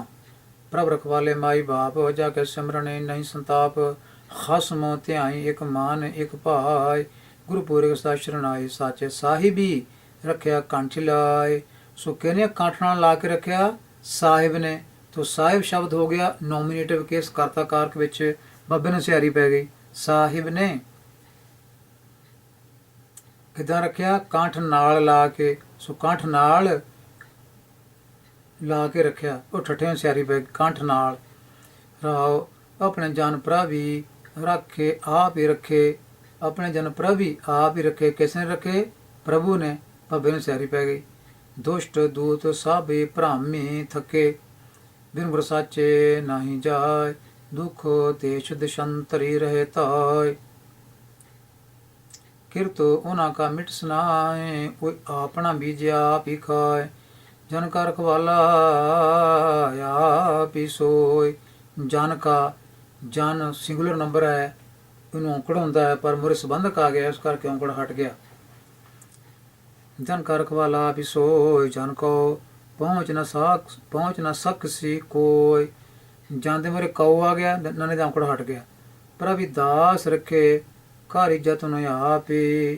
किसने दास रखे? प्रभु ने। भब्बे नूं सियारी आ गई, प्रभु ने। नॉमिनेट केस बन गया। खंड पूरन जाको प्रताप, गुण गोबिंद नित रसन गाय। नानक जीवै हरि चरण ध्याय। सो नानक जीवै, नानक जिउंदा है। नानक शब्द इत्थे हुण करता कारक च बन गया, कक्के लौंकड़ आ गया। ये ही नानक करके अर्थ नहीं बनगे। बसंतो महला पंजा, गुर चरण सरेवत दुख हो गया। पर ब्राह्मी प्राभी करी मैं, किसने मैं की? किसने दया की? प्रभु ने। किसने दया की? पर ब्रह्म ने। वो सियारियां पै गई मम्मे नूं भब्बे नूं, पर ब्राह्मी ते प्रभी। नॉमिनेट केस बन गए। सर मनोरथ पूर्ण काम, जप जीवे नानक राम नाम। सा रुति सुहावी, जेतो हरि चेते आवे। बिन सतगुर दिसै बिल लांती, साकत फिर आवे जावे। साकत अरबी भाषा का शब्द है। कका तता इतने स्पैशल साउंड्स हैं, का ता लाइक दैट। रहाओ से तनवंत जिन हरि प्रभु राशि। राशि मैंने पूंजी, जिन्हों के कोल हरि प्रभु के नाम की पूंजी है, वो असल में धनाड़ हैं। जिथे इस शब्द राशि शब्द अर्थ होंदा रासां पाउणियां ਜਾਂ ਕਾਮ ਰਾਸ ਹੋਣਾ, ਉੱਥੇ ਸੱਸਾ ਬੋਲਿਆ ਜਾਂਦਾ ਹੈ। ਜਿੱਥੇ ਅਰਥ ਪੂੰਜੀ ਹੋਵੇ ਉੱਥੇ ਰਾਸ਼ੀ ਪੜਿਆ ਜਾਂਦਾ ਹੈ। ਕਾਮ ਕ੍ਰੋਧ ਗੁਰ ਸ਼ਬਦ ਦੀ ਨਾਸ਼। ਸੋ ਗੁਰ ਸ਼ਬਦ ਨਾਸ਼ ਪਾਠ ਰੋਂਗ ਹੋਏਗਾ। ਗੁਰ ਸ਼ਬਦ ਨਾਸ਼, ਗੁਰੂ ਦੇ ਸ਼ਬਦ ਦਾ ਨਾਸ਼ ਨਹੀਂ ਉੱਥੇ ਹੁੰਦਾ, ਗੁਰੂ ਦੇ ਸ਼ਬਦ ਦੁਆਰਾ ਕੁਝ ਹੋਰ ਨਾਸ਼ ਹੁੰਦਾ ਹੈ। ਉਹ ਹੋਰ ਕੌਣ ਨਾਸ਼ ਹੁੰਦਾ ਹੈ? ਕਾਮ ਕ੍ਰੋਧ ਗੁਰੂ ਦੇ ਸ਼ਬਦ ਨਾਲ। ਗੁਰ ਸ਼ਬਦ ਜਿਹੜਾ ਹੈ ਇਹ ਸੰਬੰਧ ਕਾਰਕ ਵਿੱਚ ਹੈ। ਇਹਦਾ ਅਰਥ ਉਦਾਂ ਬਣਨਾ ਜਿਵੇਂ ਗੁਰਪ੍ਰਸਾਦ ਹੀ ਵਿੱਚ ਬਣਦਾ ਹੈ। ਗੁਰੂ ਦੀ ਕਿਰਪਾ ਨਾਲ ਇੱਥੇ ਗੁਰੂ ਦੇ ਸ਼ਬਦ ਨਾਲ, ਸ਼ਬਦੀ ਸ਼ਬਦ ਨਾਲ। ਦੱਦੇ ਨੂੰ ਸਿਆਰੀ ਇਹ ਕਰਨ ਕਾਰਕ ਦੀ ਇੰਸਟਰੂਮੈਂਟਲ ਕੇਸ ਦੀ ਪਈ ਹੋਈ ਹੈ, ਅਤੇ ਇਹ ਕੇਸ ਪ੍ਰਗਟ ਤਦ ਹੀ ਹੋਏਗਾ ਜੇ ਸਿਆਰੀ ਬੋਲੀ ਜਾਏਗੀ।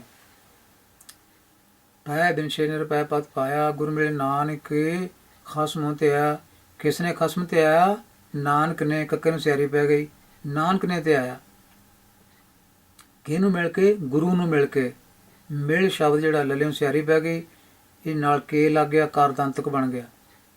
ਸਾਧ ਸੰਗਤ ਪ੍ਰਾਭੇ ਕੀਓ ਨਿਵਾਸ, ਹਰਿ ਜਪ ਜਪ ਹੋਈ ਪੂਰਨਾਸ। ਜਲ ਥਲ ਮਈਏ ਲਿਰਾ ਵੀ ਰਹਾ, ਗੁਰ ਮਿਲੇ ਨਾਨਕੇ ਹਰਿ ਹਰਿ ਕਹਿਆ। ਕਿਸ ਨੇ ਹਰਿ ਹਰਿ ਕਿਹਾ? ਨਾਨਕ ਨੇ। ਕੱਕੇ ਨੂੰ ਸਿਆਰੀ ਪੈ ਗਈ। ਅਸ਼ਟ ਸਿੱਧੀ ਨਵ ਨਿਧੀ ਇਹ ਕਰਮੀ ਪ੍ਰਾਪਤ, ਜਿਸ ਨਾਮ ਦੇ ਪ੍ਰਭ ਜਪ ਜਾਪੇ ਜੀਵੇਂ ਤੇਰੇ ਦਾਸ। ਗੁਰ ਮਿਲੇ ਨਾਨਕ ਕਮਲ ਪ੍ਰਗਾਸ਼। ਤੇ ਇਹ ਨਾਨਕ ਆਖ ਗੁਰੂ ਨੂੰ ਮਿਲ ਕੇ ਹੀ ਕਮਲ ਪ੍ਰਕਾਸ਼ ਹੁੰਦਾ ਹੈ, ਮਨ ਖਿੜਦਾ ਹੈ। ਇੱਕ ਓੰਕਾਰੂ ਸਤਿ ਗੁਰ ਪ੍ਰਸਾਦੇ ਬਸੰਤੋ। ਮਹਲਾ ਪੰਜਵਾਂ। ਘਾਰੂ ਪਹਿਲਾ ਇੱਕ ਦੋ ਕੇ। ਸਗਲ ਇੱਛਾ ਜਾਪੇ ਪੁੰਨਿਆ, ਪ੍ਰਭੇ ਮੇਲੇ ਚਿਰੀ ਵਿਸ਼ੁੰਨਿਆ। ਮੇਲੇ ਜਾਂ ਮੇਲੇ ਇਹ ਪਾਠ ਹੋ ਸਕਦਾ ਹੈ। ਮੇਲ ਦਿੱਤੇ। तुम रभो गोविंदा रवण जोग। तुम रभो गोबिंदा, किनू रवो? गोबिंद नूं। ते दुलावां पै गईयां गोबिंदा, दद्दियां दुलावां पै गईयां। ये दुलावां जिहड़ियां ये नूं दियां हन। रवो गोबिंदा, गोबिंदा नूं याद करो। रवण जोग चित रवैया। सो दुलावां जिहड़ियां हन ਇੱਥੇ ਇਹ ਵੀ ਨੂੰਹ ਨਾਲ ਜੁੜਦਾ, ਵੀ ਕਾਰਕੀ ਚਿੰਨ੍ਹ ਬਣ ਗਿਆ। ਸਾਰੇ ਕਾਰਕੀ ਚਿੰਨ੍ਹ ਜਿਹੜੇ ਬੋਲਣ ਵਾਲੇ ਹੁੰਦੇ ਨੇ, ਚਾਹੇ ਸਿਆਰੀ, ਚਾਹੇ ਔਂਕੜ, ਚਾਹੇ ਦੁਲਾਵਾਂ, ਚਾਹੇ ਹੋੜਾ, whatever they are, they are a part of speech. ਜਿਤ ਰਵਿਆ ਸੁਖ ਸਾਜ ਭੋਗ ਰਹਾਉ। ਕਰ ਕਿਰਪਾ ਨਦਰੀ ਨਿਹਾਲਿਆ, ਆਪਣਾ ਦਾਸ ਹੋਇ ਆਪ ਸੰਭਾਲਿਆ। ਸ਼ੇਸ਼ ਸੁਹਾਵੀ ਰਾਸੀ ਬਨੀ, ਆਏ ਮਿਲੇ ਪ੍ਰਭ ਸੁਖ ਧਨੀ। ਮੇਰਾ ਗੁਣ ਆਪ ਗਾਣੋ ਨਾ ਵਿਚਾਰਿਆ, ਪ੍ਰਭ ਨਾਨਕ ਚਰਨ ਪੁਜਾਰਿਆ। ਬਸੰਤੋ ਮਹਲਾ ਪੰਜਵਾਂ। ਕਿਲ ਵਿਖ ਵਿਨਸ਼ੇ ਗਾਏ ਗੁਨਾ, ਅੰਧ ਨੁਪਜੀ ਸਾਜ ਤੁਨਾ। ਮਨ ਮੌਲਿਓ ਹਰਿ ਚਰਨ ਸਾਂਗੇ, ਕਰ ਕਿਰਪਾ ਸਾਧੂ ਜਨ ਭੇਟੇ। ਨਿਤ ਰਾਤੋ ਹਰਿ ਨਾਮ ਰਾਂਗੇ। ਹਰਿ ਨਾਮ ਰੰਗ, ਨਾਮ ਨੂੰ ਔਂਕੜ ਕਿਉਂ ਨਹੀਂ ਮੰਮੇ ਨੂੰ ਹੁੰਦਾ ਇੱਕ ਵਚਨ ਹੈ, ਇਸ ਕਰਕੇ ਔਂਕੜ ਕਿਉਂਕਿ ਸੰਬੰਧ ਕਾਰਕ ਹੈ। ਨਾਮ ਦੇ ਰੰਗ ਵਿੱਚ ਗੱਗੇ ਨੂੰ ਸਿਆਰੀ ਕਾਹਦੀ ਹੈ, ਅਧਿਕਰਨ ਕਾਰਕ ਦੀ। ਨਾਮ ਦੇ ਰੰਗ ਵਿੱਚ, ਹਰੀ ਨਾਮ ਦੇ ਰੰਗ ਵਿੱਚ ਰਹਾਉ। ਕਰ ਕਿਰਪਾ ਪ੍ਰਗਟੇ ਗੋਪਾਲ, ਗੱਗੇ ਨੂੰ ਪੈਰ ਚ ਵਾਹ ਪਾਇਆ। ਛਾਪੇ ਵਾਲੇ ਵੱਲੋਂ ਇੱਥੇ ਰੌਂਗ ਇੱਥੇ ਕੀਤਾ ਗਿਆ, ਮਿਸਟੇਕ ਹੋਈ ਹੈ। ਗੱਗੇ ਨੂੰ ਔਂਕੜ ਵੀ ਚਾਹੀਦਾ, ਹੋੜਾ ਵੀ ਚਾਹੀਦਾ ਹੈ, ਤੇ ਇੱਥੇ ਬੋਲਣਾ ਔਂਕੜ ਹੈ। ਅਸਲ ਲਫ਼ਜ਼ ਜਿਹੜਾ ਹੋੜਾ ਹੁੰਦਾ ਹੈ ਤੇ ਬੋਲਣਾ ਹੈ ਔਂਕੜ। ਕਰ ਕਿਰਪਾ ਪ੍ਰਗਟੇ ਗੋਪਾਲ, ਲੜੀ ਲਾਏ ਉਧਾਰੇ ਦੀਨ ਦਿਆਲ। ਇਹ ਮਨ ਹੋਆ ਸਾਧ ਧੂਰੇ, ਨਿਤ ਦੇਖਿਆ ਸੁਆਮੀ ਹਜ਼ੂਰੇ। ਹਜ਼ੂਰ ਸ਼ਬਦ ਫਾਰਸੀ ਦਾ ਹੈ। ਹਾਹਾ ਤੇ ਜੱਜਾ ਇਹਦੀਆਂ ਸਪੈਸ਼ਲ ਸਾਊਂਡਸ ਹੁੰਦੀਆਂ ਹਨ।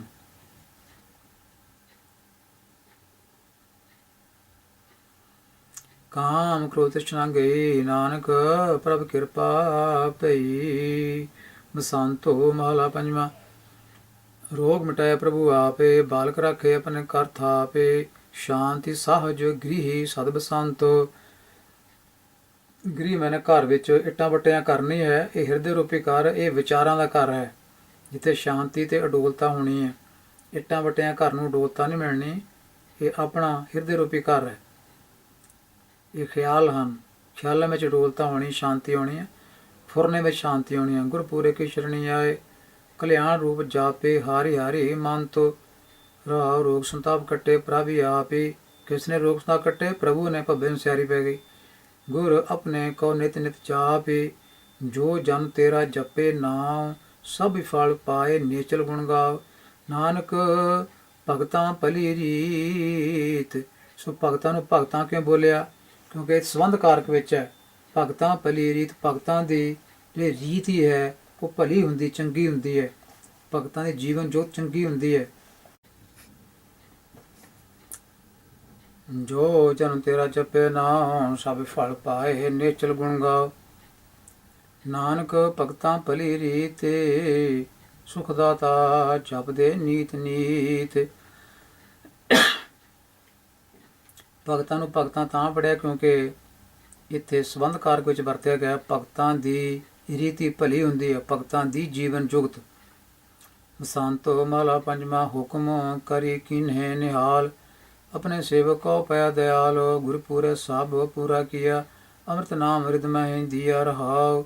ਕਰਮ ਧਰਮ ਮੇਰਾ ਕੁਛ ਨਾ ਵਿਚਾਰਿਓ, ਬਾਂਹ ਪਕਰੀ ਭਵ ਜਲੁ ਨਿਸਤਾਰਿਓ। ਪ੍ਰਭੀ ਕਾਟਿ ਮੈਲ ਨਿਰਮਲ ਕਰੇ, ਗੁਰਪੂਰੇ ਕੀ ਸ਼ਰਣੀ ਪਰੇ। ਆਪ ਹੀ ਕਰੇ ਆਪ ਹੀ ਕਰਣਾ ਹਾਰੇ, ਕਰ ਕਿਰਪਾ ਨਾਨਕ ਉਧਾਰੇ। ਇੱਕ ਓੰਕਾਰੂ ਸਤਿ ਗੁਰ ਪ੍ਰਸਾਦਿ, ਗੁਰ ਪ੍ਰਸਾਦਿ। ਸੋ ਪਰ ਦੀ ਜਗ੍ਹਾ ਇਹਦਾ ਸ਼ੁੱਧ ਪਾਠ ਹੈ ਪ੍ਰ, ਪਾਪੇ ਵਿੱਚ ਰਾਰਾ ਹੈ ਪ੍ਰ। ਗੁਰੂ ਦੀ ਕਿਰਪਾ ਨਾਲ, ਗੁਰ ਪ੍ਰਸਾਦਿ, ਗੁਰੂ ਦੀ ਕਿਰਪਾ ਨਾਲ ਜੋ ਇੱਕ ਓੰਕਾਰ ਜੋ ਸਤ ਹੈ ਉਹਦੇ ਨਾਲ ਸਾਂਝ ਬਣਦੀ ਹੈ। ਬਸੰਤੋ ਮਹਲਾ ਪੰਜਵਾਂ। ਦੇਖ ਫੂਲ ਫੂਲ ਫੁੱਲੇ, ਅਹੰ ਤਿਆਗ ਤਿਆਗੇ।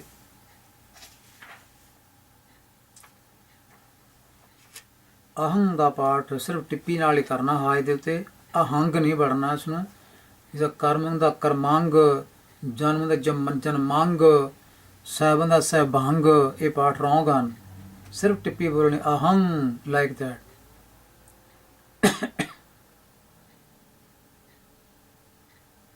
ਸੋ ਦੇਖ ਦਾ ਮਤਲਬ ਹੈ ਵੀ ਦੇਖ, ਧਿਆਨ ਨਾਲ ਝਾਤੀ ਮਾਰ ਕੇ ਦੇਖ ਆਪਣੇ ਅੰਦਰ ਵੱਲ ਨੂੰ। ਫੂਲ ਫੂਲ ਫੁੱਲੇ, ਫੁੱਲ ਹੀ ਫੁੱਲ ਖਿੜੇ ਪਏ ਹਨ, ਮਤਲਬ ਖੜਾਓ ਹੀ ਖੜਾਓ, ਖੇੜਾ ਹੀ ਖੇੜਾ ਹੈ। ਕਮਾਲ ਦੇ ਬਚਨ ਹਨ।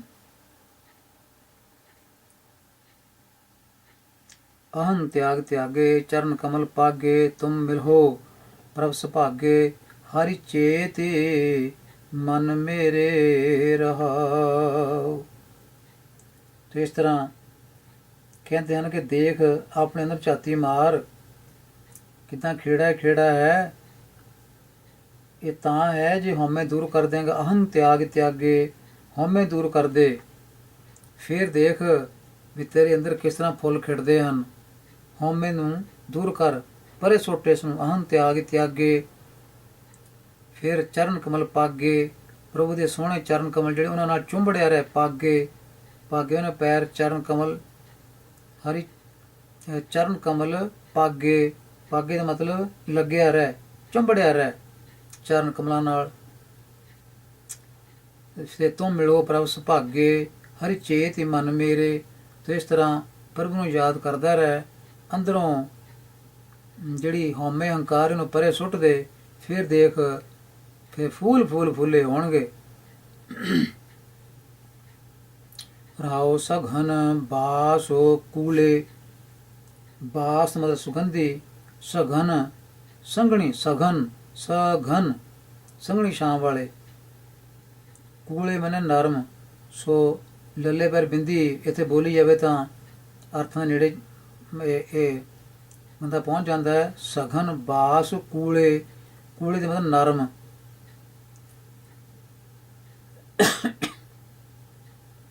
ਬਸੰਤ ਰੁੱਤ ਵਿੱਚ ਜਿਹੜੇ ਸੰਘਣੀ ਛਾਂ ਵਾਲੇ, ਸੁਗੰਧੀ ਵਾਲੇ ਜਿਹੜੇ ਬੂਟੇ ਹੁੰਦੇ ਹਨ ਉਹ ਨਰਮ ਹੋ ਜਾਂਦੇ ਹਨ ਬਸੰਤ ਰੁੱਤ ਵਿੱਚ।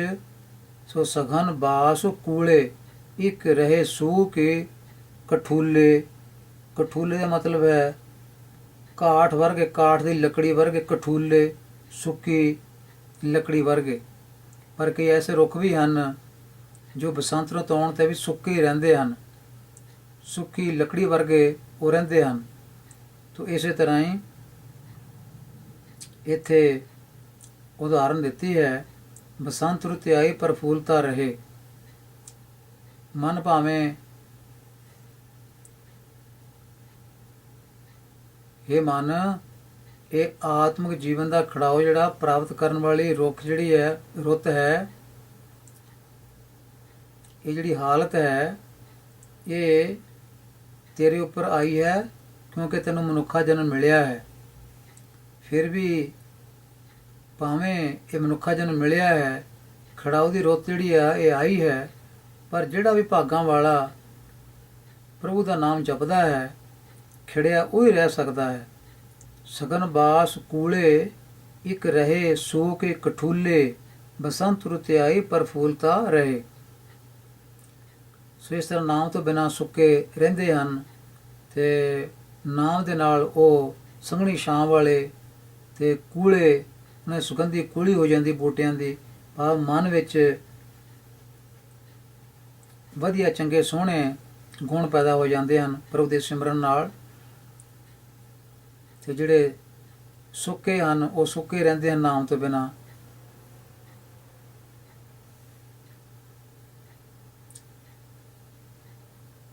ਅਬ ਕਲੂ ਆਇਓ ਰੇ, ਇੱਕ ਨਾਮ ਬੋਬੋ। ਸੋ ਨਾਮ ਬੀਜਣ ਦੀ ਰੁੱਤ ਆਈ ਹੈ। ਮਨੁੱਖਾ ਜਨਮ ਜਿਹੜਾ ਹੈ ਨਾਮ ਬੀਜਣ ਦਾ ਸਮਾਂ ਹੈ। ਅਬ ਕਲੂ ਆਇਓ ਰੇ,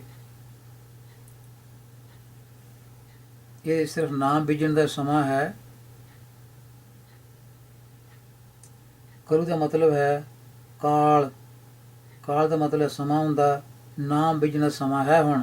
ਇਹ ਮਨੁੱਖਾ ਜਨਮ ਦੀ ਜਿਹੜੀ ਰੁੱਤ ਹੈ, ਨਾਮ ਬੀਜਣੀ ਮਿਲੀ ਹੈ, ਨਾਮ ਬੀਜਣ ਵਾਸਤੇ। ਅਬ ਕਲੂ ਆਇਓ ਰੇ, ਇੱਕ ਨਾਮ ਬੋਵੋ, ਅਨ ਰੁੱਤ ਨਾਹੀ। ਹੋਰ ਕੋਈ ਰੁੱਤ ਜਿਹੜੀ ਹੈ ਨਹੀਂ, ਆਨ ਰੂਤ ਨਾਹੀ। ਮਾਤੋ ਭਰਮੀ ਭੂਲੋ, ਗੁਰ ਮਿਲੇ ਹਰੀ ਪਾਏ, ਜਿਸ ਮਸਤਕ ਹੈ ਲੇਖਾ। ਮਨ ਰੁੱਤ ਨਾਮ ਰੇ, ਗੁਣ ਕਹੇ ਨਾਨਕ, ਹਰੀ ਹਰੇ। ਸੋ ਇਹ ਰੁੱਤ ਹੈ ਨਾਮ ਦਾ ਬੀਜ ਬੀਜਣ ਦੀ। ਤੇ ਇਸ ਮਨੁੱਖਾ ਜਨਮ ਤੋਂ ਬਿਨਾਂ ਕਿਸੇ ਹੋਰ ਜਨਮ ਵਿੱਚ ਪ੍ਰਭੂ ਦਾ ਨਾਮ ਕਹਿੰਦੇ ਬੀਜਿਆ ਨਹੀਂ ਜਾ ਸਕੇਗਾ। ਹੋਰ ਜਿੰਨੀਆਂ ਵੀ ਜੂਨਾਂ ਹਨ ਉਹਨਾਂ ਨੂੰ ਸਮਝ ਨਹੀਂ ਹੈ। ਨਾਮ ਦਾ ਬੀਜ ਉਹ ਬੀਜ ਨਹੀਂ ਸਕਦੀਆਂ। ਕੇਵਲ ਮਨੁੱਖਾ ਜਨਮ ਹੀ ਹੈ ਜਿਹਦੇ ਵਿੱਚ ਨਾਮ ਦਾ ਬੀਜ ਬੀਜਿਆ ਜਾ ਸਕਦਾ ਹੈ, ਬਾਕੀ ਜੂਨਾਂ ਵਿੱਚ ਇਹ ਕੰਮ ਨਹੀਂ ਹੋ ਸਕੇਗਾ। ਇਸ ਕਰਕੇ ਇੱਥੇ ਚੇਤਾਵਨੀ ਦਿੱਤੀ ਹੈ, ਕਿਤੇ ਕੁਰਾਹੇ ਨਾ ਪੈ ਜਾਈ, ਮਾਤੋ ਭਰਮੀ ਭੁੱਲੋ ਭੁੱਲੋ, ਕਿਤੇ ਜੋ ਮਾਇਆ ਦੀ ਭੱਜ ਦੌੜ ਵਿੱਚ ਫਸਿਆ ਰਹਿ ਕੇ ਦੇਖੀ ਕਿਤੇ ਰਾਹੀ ਤੋਂ ਭਟਕ ਨਾ ਜਾਈ। ਕੁਰੀਏ ਕੁਰੀਏ ਵੈਦਿਆ ਤਾਲੀ ਗਾੜਾ ਮਹਿਰੇਰ, ਤਾਲਵਨ ਥੱਲੇ ਤੇਰੇ ਪੈਰਾਂ ਥੱਲੇ ਚਿੱਕੜ ਬੜਾ ਹੈ, ਧਿਆਨ ਨਾਲ ਤੁਰੀ, ਨਦੀ ਦੇ ਕੰਢੇ ਜਾਂਦੇ ਜਾਂਦਿਆਂ ਕਿਤੇ ਪੈਰ ਫਿਸਲ ਗਿਆ ਤੇ ਵਿੱਚ ਜਾ ਡਿੱਗੇਗਾ।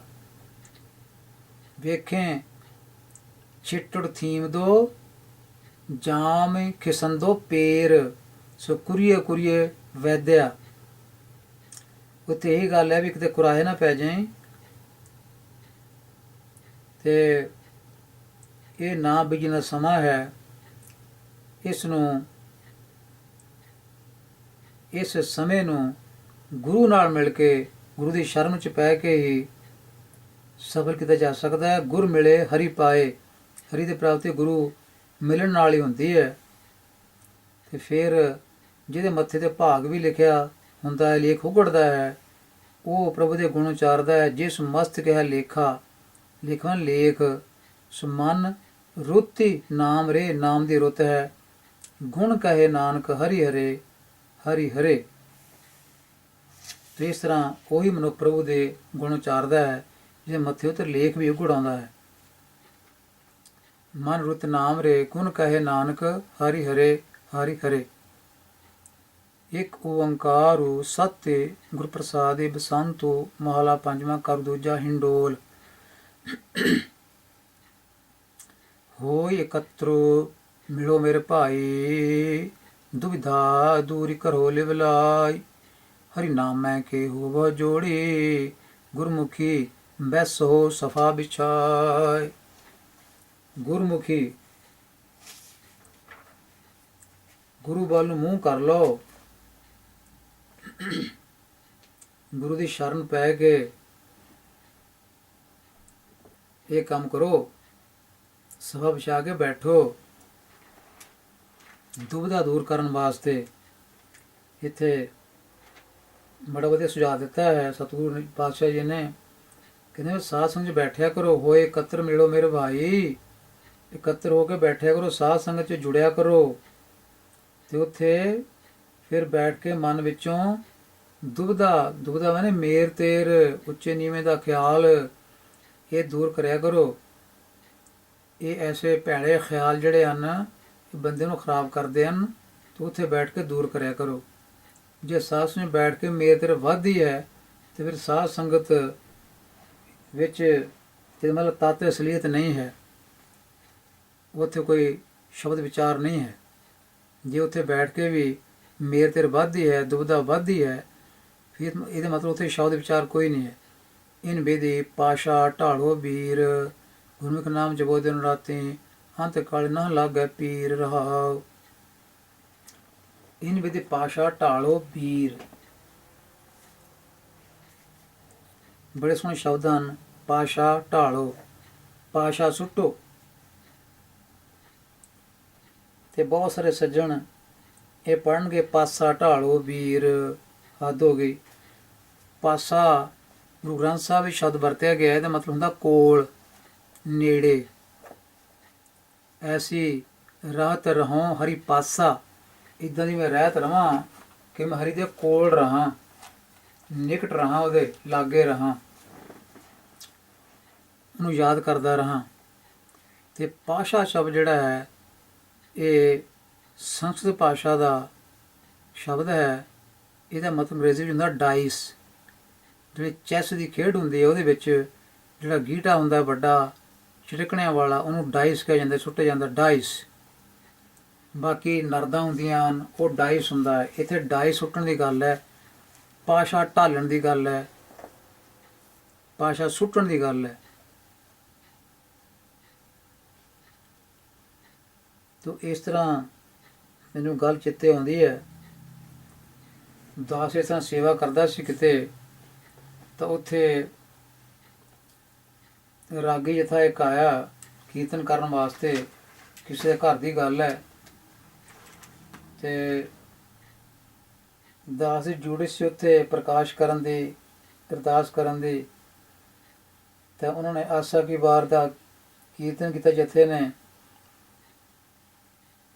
ਤੇ ਆਸਾ ਕੀ ਵਾਰ ਵਿੱਚ ਵੀ ਕੋਈ ਸ਼ਬਦ ਐਸੇ ਆਉਂਦੇ ਹਨ, ਪਾਸਾ ਪਾਸ਼ਾ, ਜਿੱਦਾਂ ਇੱਥੇ ਲਿਖਿਆ ਹੈ, ਜੋ ਸਾਹਿਬ ਨਾਲ ਨਾ ਹਾਰੀਐ ਤੇ ਵੇਹਾ ਪਾਸ਼ਾ ਢਾਲੀਐ।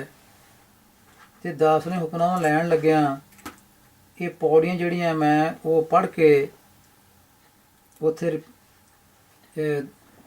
ਦਸੀਆਂ, ਮਤਲਬ ਹੁਕਮਨਾਮਾ ਲੈਣ ਤੋਂ ਪਹਿਲਾਂ ਪੜ੍ਹੀਆਂ ਪੌੜੀਆਂ ਇਸ ਤਰ੍ਹਾਂ ਦੀਆਂ ਜਿਨ੍ਹਾਂ ਵਿੱਚ ਇਹ ਸ਼ਬਦ ਹੁੰਦੇ ਪਾਸ਼ਾ ਤੇ ਵੇਹਾ ਪਾਸ਼ਾ ਢਾਲੀਐ।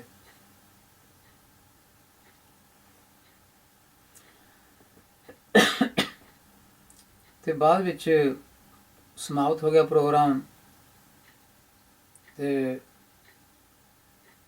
ਮੈਨੂੰ ਸੱਜਣ ਕਹਿਣ ਲੱਗੇ, ਕੀਰਤਨ ਵਾਲੇ ਜਥੇ ਦੇ ਨਾਲ ਦੇ ਸਾਥੀ, ਕਹਿੰਦੇ ਅੱਜ ਤੁਸੀਂ ਤਾਂ ਸਾਡੀਆਂ ਜੜ੍ਹਾਂ ਵਿੱਚ ਤੇਲ ਦੇਣ ਲੱਗ ਪਏ। ਦਾਸ ਨੇ ਕਿਹਾ ਵੀ ਐਸੀ ਕਿਹੜੀ ਗੱਲ ਹੋ ਗਈ ਕਿ ਜਿਹੜੇ ਤੁਹਾਨੂੰ ਬਚਨ ਮੈਂ ਕੋਈ ਮਾੜੇ ਗਏ, ਮੈਨੂੰ ਮੈਂ ਉਹਦੀ ਖਿਮਾ ਮੰਗ ਲੈਣਾ, ਦੱਸੋ ਵੀ ਕੀ ਗੱਲ ਹੋ ਗਈ। ਤੁਸੀਂ ਇਹ ਕੁਛ ਪੌੜੀਆਂ ਪੜ੍ਹੀਆਂ ਸੀ। ਮੈਂ ਕਿਹਾ ਠੀਕ ਹੈ। ਮੈਂ ਕਿਹਾ ਵੀ ਗੱਲ ਸੁਣੋ, ਪਾਸਾ ਤੇ ਪਾਸ਼ਾ ਦੋ ਸ਼ਬਦ ਗੁਰੂ ਗ੍ਰੰਥ ਸਾਹਿਬ ਵਿੱਚ ਆਉਂਦੇ ਹਨ। ਪਾਸਾ ਮਤਲਬ ਕੋਲ ਹੁੰਦਾ ਤੇ ਪਾਸ਼ਾ ਮਤਲਬ ਡਾਈਸ ਹੁੰਦਾ ਹੈ ਤੇ ਸ਼ਾਹ ਸੁਣ ਹੁੰਦੀ ਹੈ। ਇਹ ਸੰਸਕ੍ਰਿਤ ਭਾਸ਼ਾ ਦਾ ਲਫ਼ਜ਼ ਹੈ।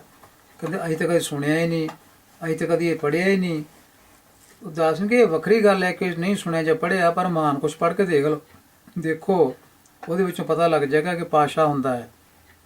ਤਾਂ ਇਹ ਸੋਚ ਬਣਾ ਕੇ ਬੈਠੇ ਹਨ ਸਾਡੇ ਸੱਜਣ। ਕਹਿੰਦੇ ਖੁੰਦੇ ਰਾਗੀ ਜਥੇ ਵੀ ਜੇ ਉਹਨਾਂ ਨੂੰ ਕੋਈ ਸੱਚੀ ਗੱਲ ਦੱਸੋ ਤਾਂ ਕਹਿੰਦੇ ਸਾਡੀ ਜੜ੍ਹਾਂ 'ਚ ਤੇਲ ਦਿੱਤਾ। ਇਹ ਸੋਚ ਚੱਲ ਰਹੀ ਹੈ। ਸੋ ਮਿਹਨਤ ਨਹੀਂ ਕਰਨੀ ਆਪ, ਜੋ ਸਿੱਖ ਵਿਦਵਾਨਾਂ ਦੀ ਲਿਖੀਆਂ ਪੁਸਤਕਾਂ ਪੜ੍ਹਨੀਆਂ ਨੇ, ਗਿਆਨ ਦਾ ਘੇਰਾ ਜਿਹੜਾ ਡੱਡੂ ਵਾਲਾ ਰੱਖਣਾ। ਡੱਡੂ ਜਿਹੜਾ ਉਹ ਘੁੰਮਦਾ ਹੈ ਖੂਹ ਵਿੱਚ, ਤੇ ਬਸ ਓਨਾ ਹੀ ਉਹਨੂੰ ਗਿਆਨ ਜਿੰਨਾ ਖੂਹ ਵਿੱਚ ਚੱਕਰ ਲਾ ਕੇ ਘੁੰਮੀ ਜਾਂਦਾ ਹੈ, ਤੋਂ ਬਾਹਰ ਨਹੀਂ ਹੈ। ਉਹ ਹਾਲਤ ਬਣੀ ਹੋਈ ਹੈ। ਸੋ ਇਨ ਵਿਧੀ ਪਾਸ਼ਾ ਢਾਲੋ ਵੀਰ। ਸੋ ਜ਼ਿੰਦਗੀ ਦਾ ਜਿਹੜਾ ਜ਼ਿੰਦਗੀ ਦੇ ਕਰਮਾਂ ਦਾ ਪਾਸ਼ਾ ਇਸ ਤਰ੍ਹਾਂ ਢਾਲੋ, ਇਸ ਤਰ੍ਹਾਂ ਸੁੱਟੋ, ਜਿਵੇਂ ਸਤਿਗੁਰੂ ਕਹਿੰਦੇ ਹਨ, ਗੁਰਮੁਖ ਨਾਮ ਜਪੋ ਦਿਨ ਰਾਤੀ, ਅੰਤ ਕਾਲ ਇਹ ਨਾ ਲਾਗੈ ਪੀਰ ਰਹਾਓ। ਕਰਮ ਧਰਮ ਤੁਮ ਚੌਪੜ ਸਾਜੋ, ਸਤ ਕਰੋ ਤੁਮ ਸ਼ਾਰੀ। ਦੇਖੋ ਚੌਪੜ ਦਾ ਨਾਮ ਹੀ ਹੈਗਾ, ਖੇਡ ਦਾ ਨਾਮ ਵੀ ਹੈਗਾ ਚੌਪੜੀ, ਇਹ ਖੇਡ ਦਾ ਨਾਮ ਹੈ, ਚੈਸ। ਤੇ ਇਸ ਤਰ੍ਹਾਂ ਸਤਿਗੁਰੂ ਪਾਤਸ਼ਾਹ ਜੀ ਨੇ ਚੌਪੜ ਦੀ ਖੇਡ ਦੀ ਉਦਾਹਰਨ ਇੱਥੇ ਦੇ ਕੇ ਸਮਝਾਉਣ ਦੀ ਕੋਸ਼ਿਸ਼ ਕੀਤੀ ਹੈ।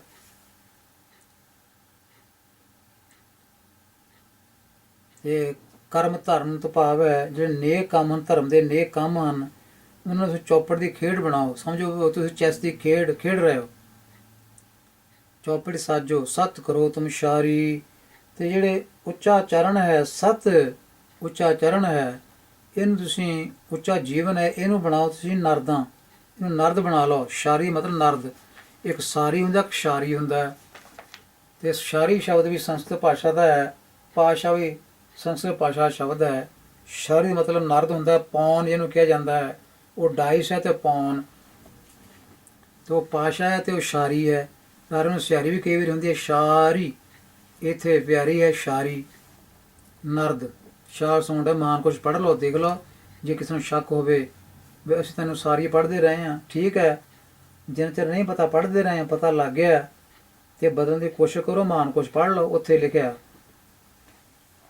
ਇਹ ਸ਼ਬਦ ਸੰਸਕ੍ਰਿਤ ਦਾ ਹੈ। ਕਾਮ ਕ੍ਰੋਧ ਲੋਭ ਮੋਹ ਜੀਤੋ ਐਸੀ ਖੇਲ ਹਰੀ ਪਿਆਰੀ।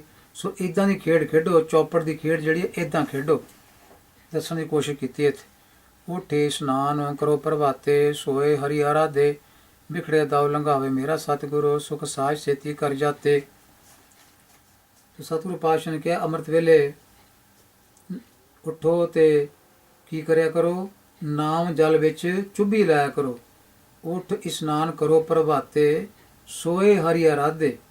ਸੁੱਤਿਆਂ ਹੋਇਆਂ ਵੀ ਪ੍ਰਭੂ ਨੂੰ ਯਾਦ ਰੱਖੋ ਤੇ ਸਵੇਰੇ ਉੱਠ ਕੇ ਵੀ ਨਾਮ ਜਲ ਵਿੱਚ ਚੁੱਭੀ ਲਾਓ। ਇੱਥੇ ਇਸ਼ਨਾਨ ਦਾ ਮਤਲਬ ਪਾਣੀ ਨਹੀਂ ਹੈ, ਨਾਮ ਜਲ ਵਿੱਚ ਚੁੱਭੀ ਲਾਓ।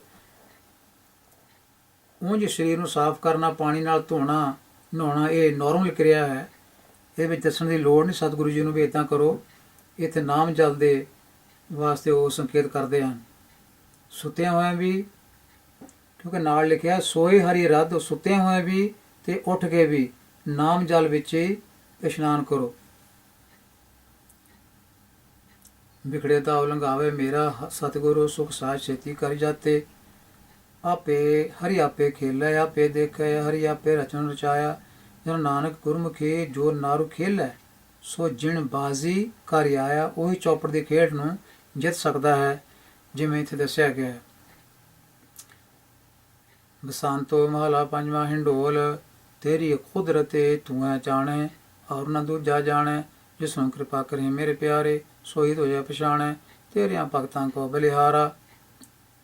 ਸੋ ਭਗਤਾਂ ਦਾ ਪਾਠ ਭਗਤਾਂ ਤਾਂ ਕੀਤਾ, ਮੋਰੇ ਕਉ ਲਿਖਿਆ, ਨੂੰ ਆ ਗਿਆ। ਤੇਰਿਆਂ ਭਗਤਾਂ ਕੋ ਬਲਿਹਾਰਾ, ਥਾਨ ਸੁਹਾਵਾ ਸਦਾ ਪ੍ਰਭ ਤੇਰਾ। ਰੰਗ ਤੇਰੇ ਅਪਾਰਾ ਰਹਾਉ, ਤੇਰੀ ਸੇਵਾ ਤੁ ਤੇ ਹੋਵੇ, ਔਰ ਨਾ ਦੂਜਾ ਕਰਤਾ। ਭਾਗ ਤੂ ਤੇਰਾ ਸੋਈ ਤੁਧ ਭਾਵੈ, ਜਿਸਨੋਂ ਤੂੰ ਰੰਗੋ ਧਰਤਾ। ਤੂੰ ਵਡਦਾਤਾ ਤੂੰ ਵਡਦਾਨਾ, ਔਰ ਨਹੀਂ ਕੋ ਦੂਜਾ। ਤੂੰ ਸਮਰਾਥ ਸੁਆਮੀ ਮੇਰਾ, ਹੂੰ ਕਿਆ ਜਾਣਾ ਤੇਰੀ ਪੂਜਾ। ਤੇਰਾ ਮਹਾਲ ਗੋਚਰ ਮੇਰੇ ਪਿਆਰੇ, ਬਿਗੁਣ ਤੇਰਾ ਹੈ ਭਾਣਾ। ਕਹੋ ਨਾਨਕ ਢਾਈ ਪਿਆ ਦੁਆਰੈ, ਰੱਖ ਲੈ ਉਹ ਮੁਗਧ ਅਜਾਣਾ। ਬਸੰਤੋ ਹਿੰਡੋਲ ਮਹਲਾ ਪੰਜਵਾਂ। ਮੂਲ ਨ ਬੂਝੈ ਆਪ ਨ ਸੂਝੈ, ਭਰ ਮੇਂ ਵਿਆਪੀ ਅਹੰ ਮਨੀ। ਪਿਤਾ ਪਰ ਬ੍ਰਹਮ ਧਨੀ, ਪਿਤਾ ਪਰ ਬ੍ਰਹਮ ਪ੍ਰਭ ਧਨੀ। ਮੋਹਿ ਨਿਸਤਾਰ ਹੋ ਨਿਰਗੁਣੀ ਰਹਾਉ।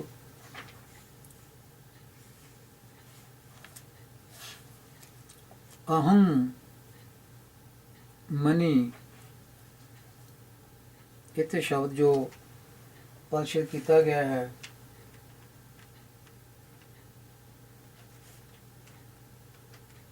ਇਹ ਵੱਖਰ ਵੱਖਰ ਕਰਕੇ ਲਿਖਿਆ ਗਿਆ ਹੈ, ਪਰ ਅਹਮ ਮਨੀ ਇਹ ਇੱਕੋ ਹੀ ਸ਼ਬਦ ਟੀਕਾਕਾਰਾਂ ਨੇ ਲਿਖਿਆ ਹੈ। ਇਹਦਾ ਮਤਲਬ ਹੈ ਹਉਮੈ ਦੇ ਕਾਰਨ, ਅਹਮ ਮਨੀ, ਅਹਮ ਮਨੀ। ਤੇ ਇਸ ਤਰ੍ਹਾਂ ਬੜੇ ਸ਼ਬਦ ਜੋੜ ਹਨ, ਜਿਹੜੇ ਇਕੱਠੇ ਲਿਖਣੇ ਸਨ ਉਹ ਇਕੱਲੇ ਇਕੱਲੇ ਕਰ ਦਿੱਤੇ, ਜਿਹੜੇ ਇਕੱਲੇ ਇਕੱਲੇ ਲਿਖਣੇ ਸਨ ਉਹ ਇਕੱਠੇ ਕਰਤੇ। ਬਹੁਤ ਸਾਰੀਆਂ ਉਦਾਹਰਨਾਂ ਇਸ ਤਰ੍ਹਾਂ ਦੀਆਂ ਹਨ, ਪਾਠ ਕਰਦੇ ਕਰਨ ਦਾਸ ਨਾਲ ਨਾਲ ਦੱਸੀਆਂ ਹਨ। ਜੇ ਪੂਰਾ ਪਾਠ ਆਪ ਸ਼ਰਵਣ ਕਰੋਗੇ ਪਤਾ ਲੱਗ ਜਾਏਗਾ ਕਿਸ ਪੇਜ 'ਤੇ ਕਿਹੜੀ ਇਹ ਧੁਨੀ ਜਿਹੜੀ ਹੈ ਜਾਂ ਕਿਹੜੀ ਰਚਨਾ ਐਸੀ ਹੈ ਜਿਹਦੇ ਵਿੱਚ ਸ਼ਬਦ ਜੋੜ ਉੱਥੇ ਠੀਕ ਨਹੀਂ ਲਿਖੇ ਗਏ ਤੇ ਠੀਕ ਕਿਵੇਂ ਚਾਹੀਦੇ ਸਨ। ਪਿਤਾ ਪਰ ਬ੍ਰਹਮ ਪ੍ਰਭ ਧਨੀ, ਮੋਹਿ ਨਿਸਤਾਰੋ ਨਿਰਗੁਣੀ ਰਹਾਉ। ਉਹ ਪਤੀ ਪਰਲੋ ਅਪ੍ਰਭ ਤੇ ਹੋਵੇ, ਇਹੀ ਵਿਚਾਰੀ ਹਰੀ ਜਨੀ। ਨਾਮ ਪ੍ਰਭु के जो रंग राते, काल में सुखिए से गनी। आबरू पाओ न कोई सूझै, नानक तरिए गुर बचनी। एक ओंकारो साते गुर प्रसादि। राग बसंतो हिंडोल ਮਹਲਾ ਨੌਵਾਂ। ਸੋ ਗੁਰਮੁਖੋ, ਕਾਫੀ ਸਮੇਂ ਤੋਂ ਬਾਅਦ, ਬਸੰਤ ਰਾਗ ਦੇ ਕਾਫੀ ਸਮੇਂ ਤੋਂ ਬਾਅਦ, ਬਹੁਤ ਸਾਰੇ ਸ਼ਬਦਾਂ ਤੋਂ ਬਾਅਦ ਇਹ ਕਹਿ ਸਕਦੇ ਹਾਂ ਇੱਥੇ ਮੰਗਲ ਕਰਤਾਰਪੁਰੀ ਬੀੜ ਦੇ ਮੁਤਾਬਕ ਲਿਖਿਆ ਮਿਲਿਆ ਹੈ।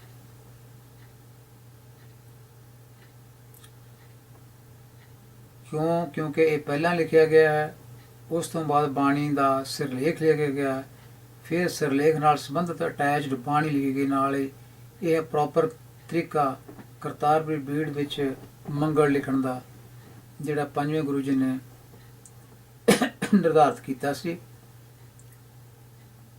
ਤੋ ਇਹ ਸਭ ਤੋਂ ਛੋਟਾ ਮੰਗਲ ਹੈ, ਚੌਥੇ ਕਿਸਮ ਦਾ ਮੰਗਲ ਹੈ। ਭਾਵੇਂ ਦਾ ਜਿਹੜਾ ਪਦ ਛੇਦ ਜੋੜ ਹੈ ਇਹ ਰੌਂਗ ਕੀਤਾ ਗਿਆ।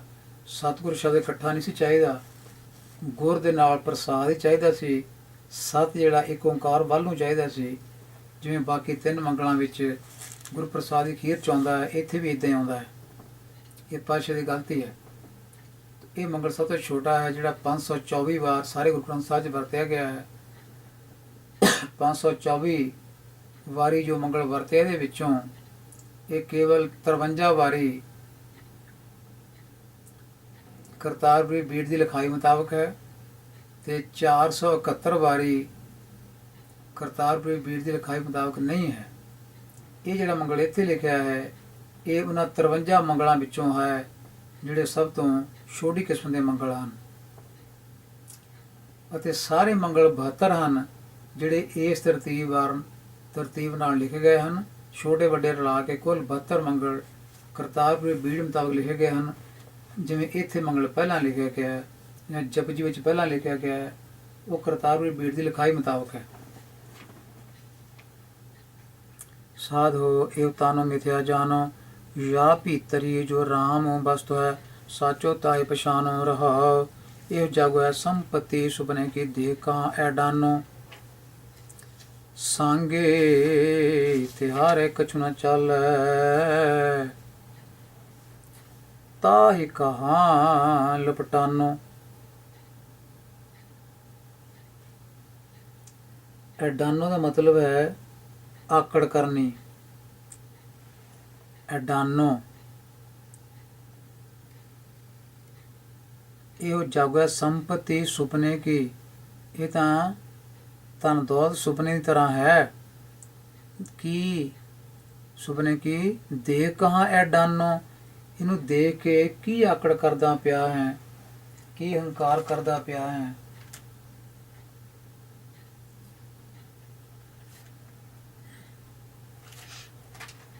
ਇਹ ਤਾਂ ਸੁਪਨੇ ਦੀ ਤਰ੍ਹਾਂ ਹੈ। ਸੰਗ ਤਿਆਰ ਹੈ ਕਛੁ ਨ ਚਾਲੇ ਤਾਹਿ ਕਹਾਂ ਲਪਟਾਨੋ। ਉਸ ਤਤ ਨਿੰਦਾ ਦੋ ਪਰ ਹਰੀ ਹਰੀ ਕੀਰਤੀ ਉਰੀਆਨੋ। ਉਰੀਆਨੋ ਮੈਨੇ ਆਪਣੇ ਖਿਆਲਾਂ ਵਿੱਚ, ਫੁਰਨਿਆਂ ਵਿੱਚ, ਮਨ ਵਿੱਚ ਸਿਫਤ ਸਲਾਹ ਨੂੰ ਧਾਰਨ ਕਰਨਾ। ਜਨ ਨਾਨਕ ਸਭ ਹੀ ਮੈਂ ਪੂਰਨ ਪੁਰਖ ਏਕ ਪੁਰਖ ਭਗਵਾਨੋ। ਬਸੰਤੋ ਮਹਲਾ ਨੌਵਾਂ ਪਾਪੀ ਹੀ ਹੈ ਮੈਂ ਕਾਮ ਵਸਾਏ। ਇੱਥੇ ਕਾਮ ਦਾ ਮਤਲਬ ਕੰਮ ਨਹੀਂ ਹੈ। ਇੱਥੇ ਹੁਣ ਕਾਮ ਦਾ ਮਤਲਬ, ਕਿਉਂਕਿ ਪਾਪੀ ਲਿਖਿਆ ਮੋਹਰੇ, ਇੱਥੇ ਹੈ ਮੋਹ ਮਾਇਆ ਦੀ ਵਾਸ਼ਨਾ। ਉਹ ਮਨ ਚ ਲਿਆ ਰਿਹਾ ਹੈ, ਪਾਪ ਦੇ ਫੁਰਨੇ ਲਿਆ ਰਿਹਾ। ਮਨ ਚੰਚਲੋ ਜਾਂ ਤੇ ਗਹਿਓ ਨਾ ਜਾਏ। ਮਨ ਬੜਾ ਚੰਚਲ ਹੈ ਤੇ ਇਸ ਵਾਸ਼ਨਾ ਤੋਂ ਉਹ ਪਕੜਿਆ ਨਹੀਂ ਜਾਂਦਾ, ਫੜਿਆ ਨਹੀਂ ਜਾਂਦਾ। ਕਾਬੂ ਕਰਨਾ ਔਖਾ ਹੈ। ਰਹਾਉ ਜੋਗੀ ਜੰਗ ਮਾਰੂ ਸੰਨਿਆਸ ਸਭ ਹੀ ਪਰ ਡਾਰੀ ਇਹ ਫਾਸ। ਫਾਸ ਸ਼ਬਦ ਦਾ ਜੋ ਮੂਲ ਦੇਖੀਏ ਤੇ ਪਾਸ਼ ਸੀ ਪਹਿਲਾਂ ਸ਼ਬਦ ਪਾਸ਼। ਪਾਸ਼ ਤੋਂ ਇਹ ਫੱਫਾ ਬਣ ਗਿਆ, ਫਾਸ ਬਣ ਗਿਆ। ਹੌਲੀ ਹੌਲੀ ਇਹ ਫਾਸ ਤੋਂ ਇਹ ਫਾਹੀ ਬਣ ਗਿਆ ਜਾਂ ਫਾਹਾ ਬਣ ਗਿਆ। ਸ਼ਾਹ ਤੋਂ ਸੱਸਾ ਬਣ ਗਿਆ, ਫਿਰ ਹਾਹਾ ਬਣ ਗਿਆ। ਮੂਲ ਤੋਂ ਨਹੀਂ, ਇਹਦੀ ਸ਼ਾਹ ਸੀ ਪਹਿਲਾਂ। ਸੋ ਜੋਗੀ ਜੰਗਮ, ਇਹ ਜੋਗੀਆਂ ਦੇ ਭੇਖਾਂ ਦੇ ਨਾਂ ਹਨ। ਵੱਖ ਵੱਖ ਪ੍ਰਕਾਰ ਦੇ 6 ਜੋਗੀਆਂ ਦੇ ਭੇਖ ਹਨ, ਜਿਹਦੇ ਵਿੱਚ ਇੱਥੇ 3 ਲਿਖੇ ਗਏ ਹਨ। ਜੋਗੀ ਜੰਗਮ, ਜੋਗੀ ਜੰਗਮ ਸੰਨਿਆਸੀ 3 ਇਹ ਹੋ ਗਏ, ਤੇ ਬਾਕੀ ਵੈਰਾਗੀ, ਵੈਸ਼ਨੋ, ਜੈਨੀ, ਇਹ 3 ਹੋਰ ਹਨ। 6 ਇਹਨਾਂ ਦੇ ਭੇਖ ਗਿਣੇ ਜਾਂਦੇ ਹਨ। ਸੋ ਜਿਹੜੇ ਵੀ ਇਹ ਭੇਖਾਂ ਵਾਲੇ ਹਨ ਸਭ ਹੀ ਪਰ ਡਾਰੀ ਹੈ ਫਾਸ। ਸਾਰਿਆਂ ਦੇ ਫਾਹੀ ਪਾਈ ਹੋਈ ਹੈ। ਕਾਮ ਰੂ ਫਾਈ ਜਿਸ ਜੇ ਹਰਿ ਕੋ ਨਾਮ ਸੰਭਾਰੇ ਤੇ ਭਵ ਸਾਗਰ ਉਤਰੇ ਪਾਰੇ। ਜਨ ਨਾਨਕ ਹਰੀ ਕੀ ਸ਼ਰਨ ਆਏ ਦੀਜੇ ਨਾਮ ਰਹਿ ਗੁਣ ਗਾਏ। ਸੋ ਜਿੱਥੇ ਕਿਰਪਾ ਹੋਈ ਹੈ, ਪ੍ਰਭੂ ਦਾ ਨਾਮ ਜਿਹਨੇ ਸੰਭਾਲਿਆ ਹੈ, ਉਹ ਇਸ ਫਾਹੀ ਤੋਂ ਬਚਿਆ ਹੈ। ਬਸੰਤੋ ਮਹਲਾ ਨੌਵਾਂ ਮਾਈ ਮੈਂ ਧਾਨੋ ਪਾਇਓ ਹਰੀ ਨਾਮ। ਮਨ ਮੇਰੋ ਧਾਵਨ ਤੇ ਛੁਟਿਓ ਕਰ ਬੈਠੋ ਵਿਸ਼ਰਾਮ ਰਹਾਓ। ਮਾਇਆ ਮਮਤਾ ਤਨ ਤੇ ਭਾਗੇ ਜੋ ਨਿਰਮਲ ਗਿਆਨ। ਲੋ ਮੋਹ ਪਰਸ਼ ਨ ਸਾਕੈ ਗਈ ਭਗਤੀ ਭਗਵਾਨ। ਜਨਮ ਜਨਮ ਕਾ ਸੰਸ਼ਾ ਚੁਕਾ ਰਤਨ ਨਾਮ ਜਪ ਪਾਇਆ।